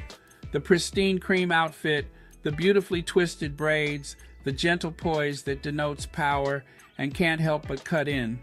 So are you an actor or a musician or... No, I'm not, the young man responds in a voice so soft you have to lean in to hear. Where are you from? The butler persists. Monaco, replies Alexandra Grimaldi with graceful finality. It's a moment of high comedy. With royal composure and Hollywood looks, Alex really is the fresh face of the House of Grimaldi, the son of Prince Albert II of Monaco and his former secret girlfriend Nicole Coste, grandson of Prince Rainier and Grace Kelly. At 20 years old, gently fist-bumping friends in the lobby, he is a very modern Monegasque ambassador. And now, sitting forward in Nike Air Forces and a Y3 tracksuit for his first solo interview, he's ready to talk. Buckle up. We're on the precipice of the Alexandra Grimaldi era. Alexandra is going public now because his eyes are set on a business partnership with his father. I aspire to work in a relationship with my dad and become this, let's say, global ambassador for Monaco and to bring business opportunities back to Monaco, which is what I've talked about with him. Here in Tribeca, the hooting, tooting antithesis of Monte Carlo, Alexandra is living in the Four Seasons while scoping out apartments. He plans to move to New York from London in January and attending New York Fashion Week, a Chanel party in Williamsburg, a Dior event in Brooklyn, a Tommy Hilfiger brunch in Tribeca, and Naomi Campbell's Pretty Little Things show at the Cipriani. Making friends is in the Grimaldi blood, and Alexandra is capitalizing on the doors Prince Albert has opened for him. Everyone's been very nice to me. Take Campbell, who dated Albert in the early 1990s. It was great to meet her. She was really open and kind of embraced me as like a nephew, says Alexandra. She gave me a bit of advice, just to be careful with anyone looking after me, especially since I'm coming out to the public. The invitation came through Pretty Little Thing founder Umar Kamani, whom Alexandra met with Albert in July. And Tommy Hilfiger? He's quite friendly with my dad. They watched the Grand Prix in Monaco together about 20 years ago. Dior and Chanel, too, have partnerships with the Principality. I relate to elegance, says Alexandra in his creamy English accent. I love Louis Vuitton, Dior, Givenchy, the big French houses. There's a cultural connection which I admire. A$AP Rocky. He and the basketball player Shai Gilgeous-Alexander are his style icons, and his most treasured piece of clothing is a pair of off-white jeans designed by the late Virgil Abloh. They have graphic angels in heaven. I'm a religious man. I like to go to church. I am Catholic, and to have that represented in fashion was quite nice. But don't expect Alexandra to be strutting down the catwalk as a model. He has already turned down agency offers. You get the distinct impression he's being road-tested among friends as a public Monegasque figure.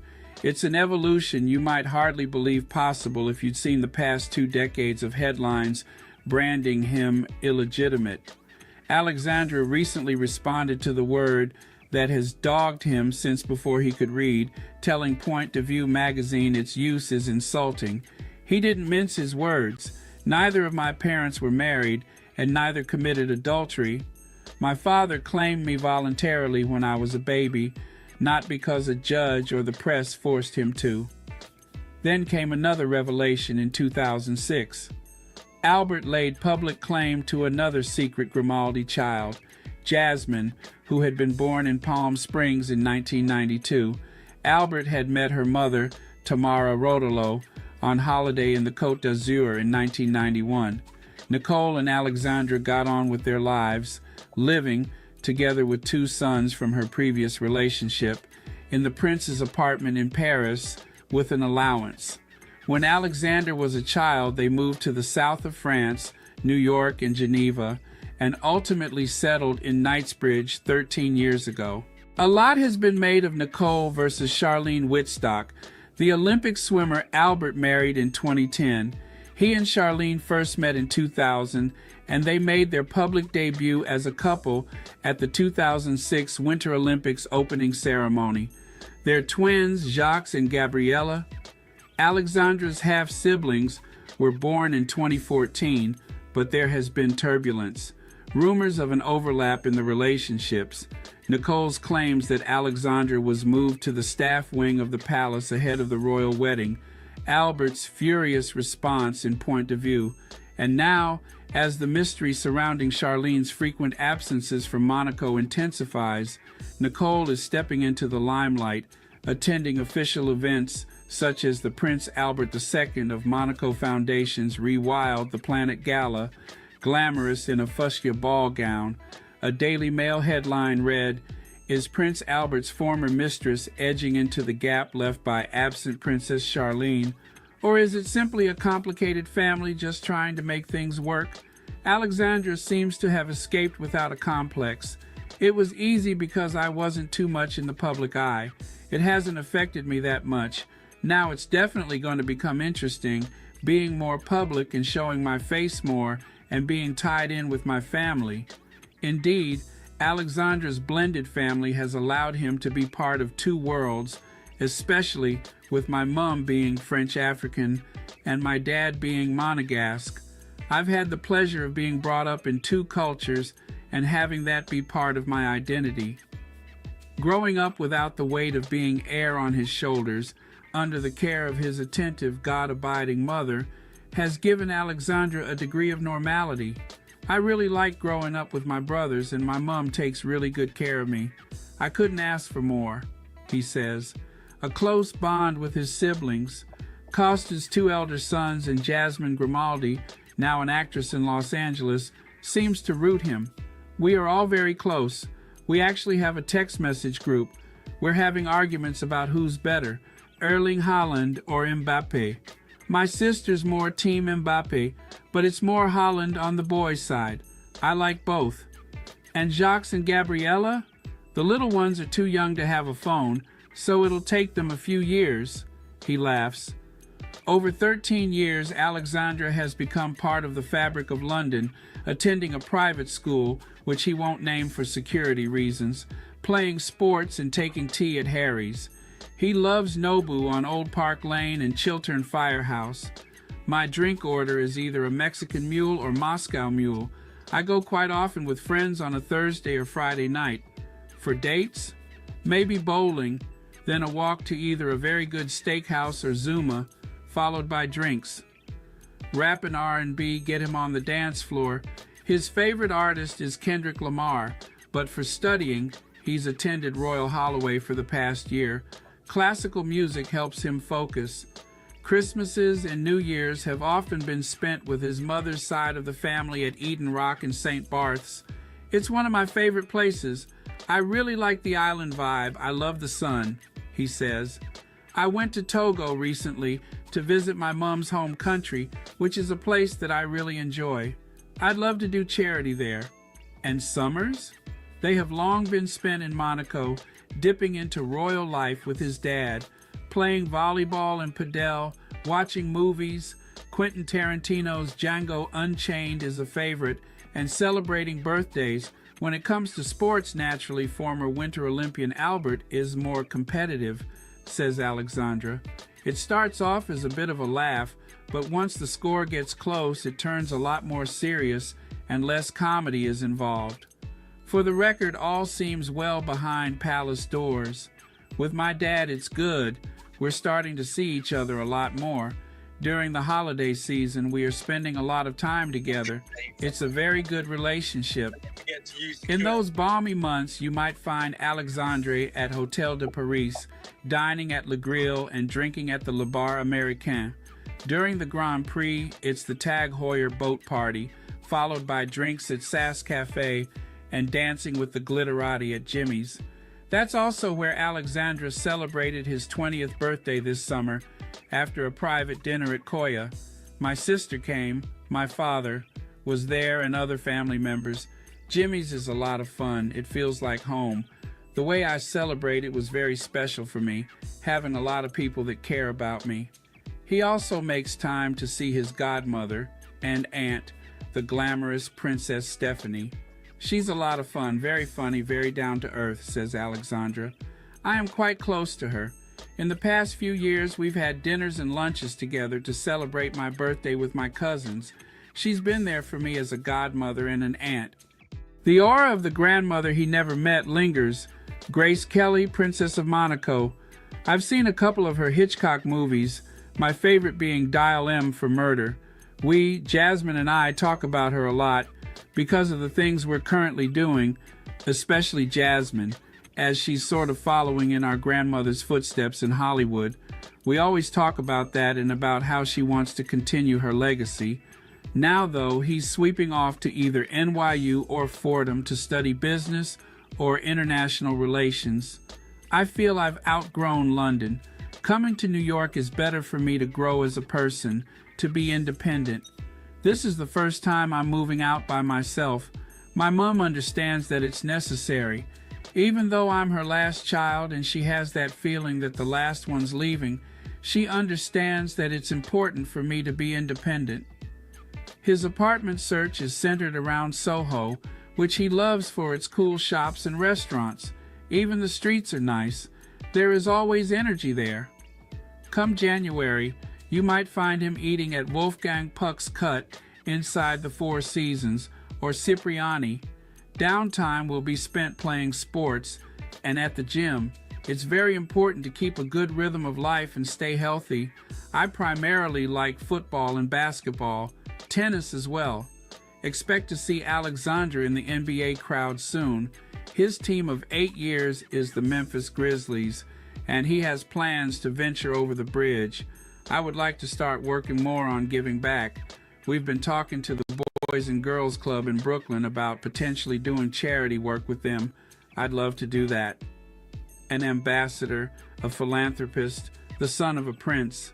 Before all the Blair Waldorfs charge Vivier heel first for Bleecker Street, there's one thing they should know about this most eligible bachelor. There's a girl. It's going very well. We met in Monaco. I'm moving to New York. She's already moving to New York. Whoever she is, she's got a catch. Aside from the looks, aside from the royal blood, there is a kindness that emanates from Alexandra. I'm very loyal and outspoken, he says. I like to be honest with my friends as much as I can, to be there for them, to tell them the truth. Loyalty is a big thing for me. He looks for much the same in a girlfriend. Loyalty and honesty, caring as well, and understanding. Looking forward, his focus seems crystal clear. Finishing my studies, working with charities, trying to make an impact on those less privileged than I am, as well as working in a relationship with Monaco with my dad. I've got a good plan, so I'm really happy about that. As for the pressure of having royal blood, since I'm part of this establishment, there is a natural pressure that comes with it. But any additional pressure? No, not really. I think I just have to do my job and honor my heritage and my family in a respectable way. But I consider myself to be very respectable and very kind, so I think I will do justice to my name. With total grace, you can count on it.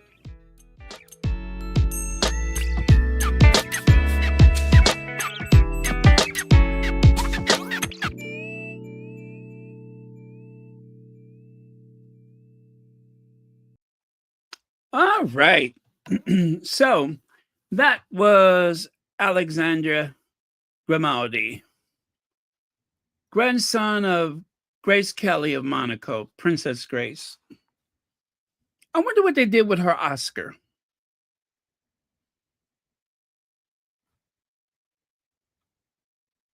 Good morning, Jessica Foreman.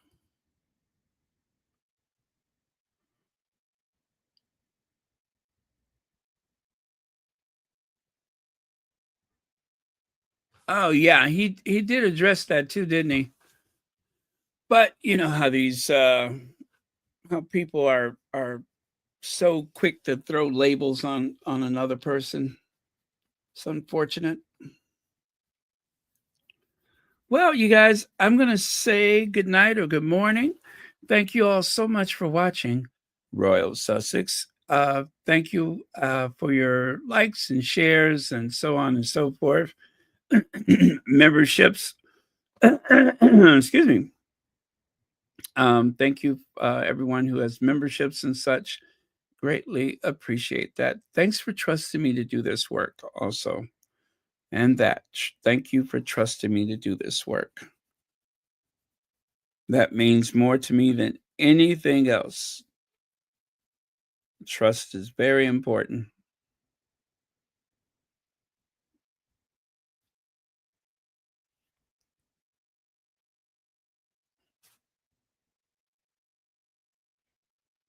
Oh, and thank you all for helping me with my eye problem.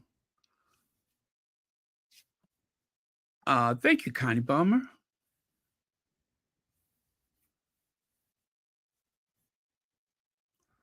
Thank you, Compton Cali Gal.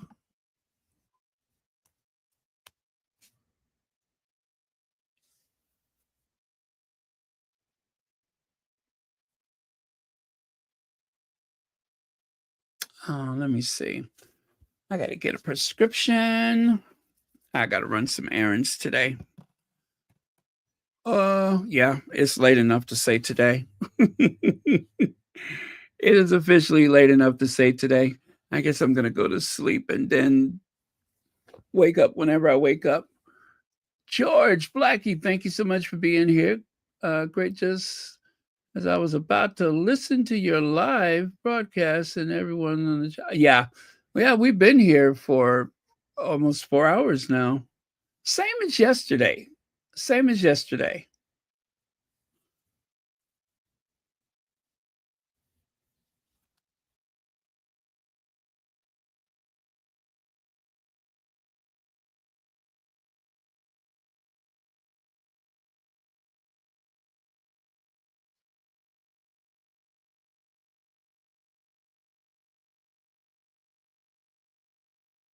Huh, okay.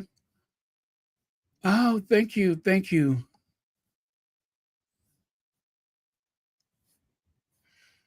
Oh, I'm looking forward to fondue. I'm looking forward to it.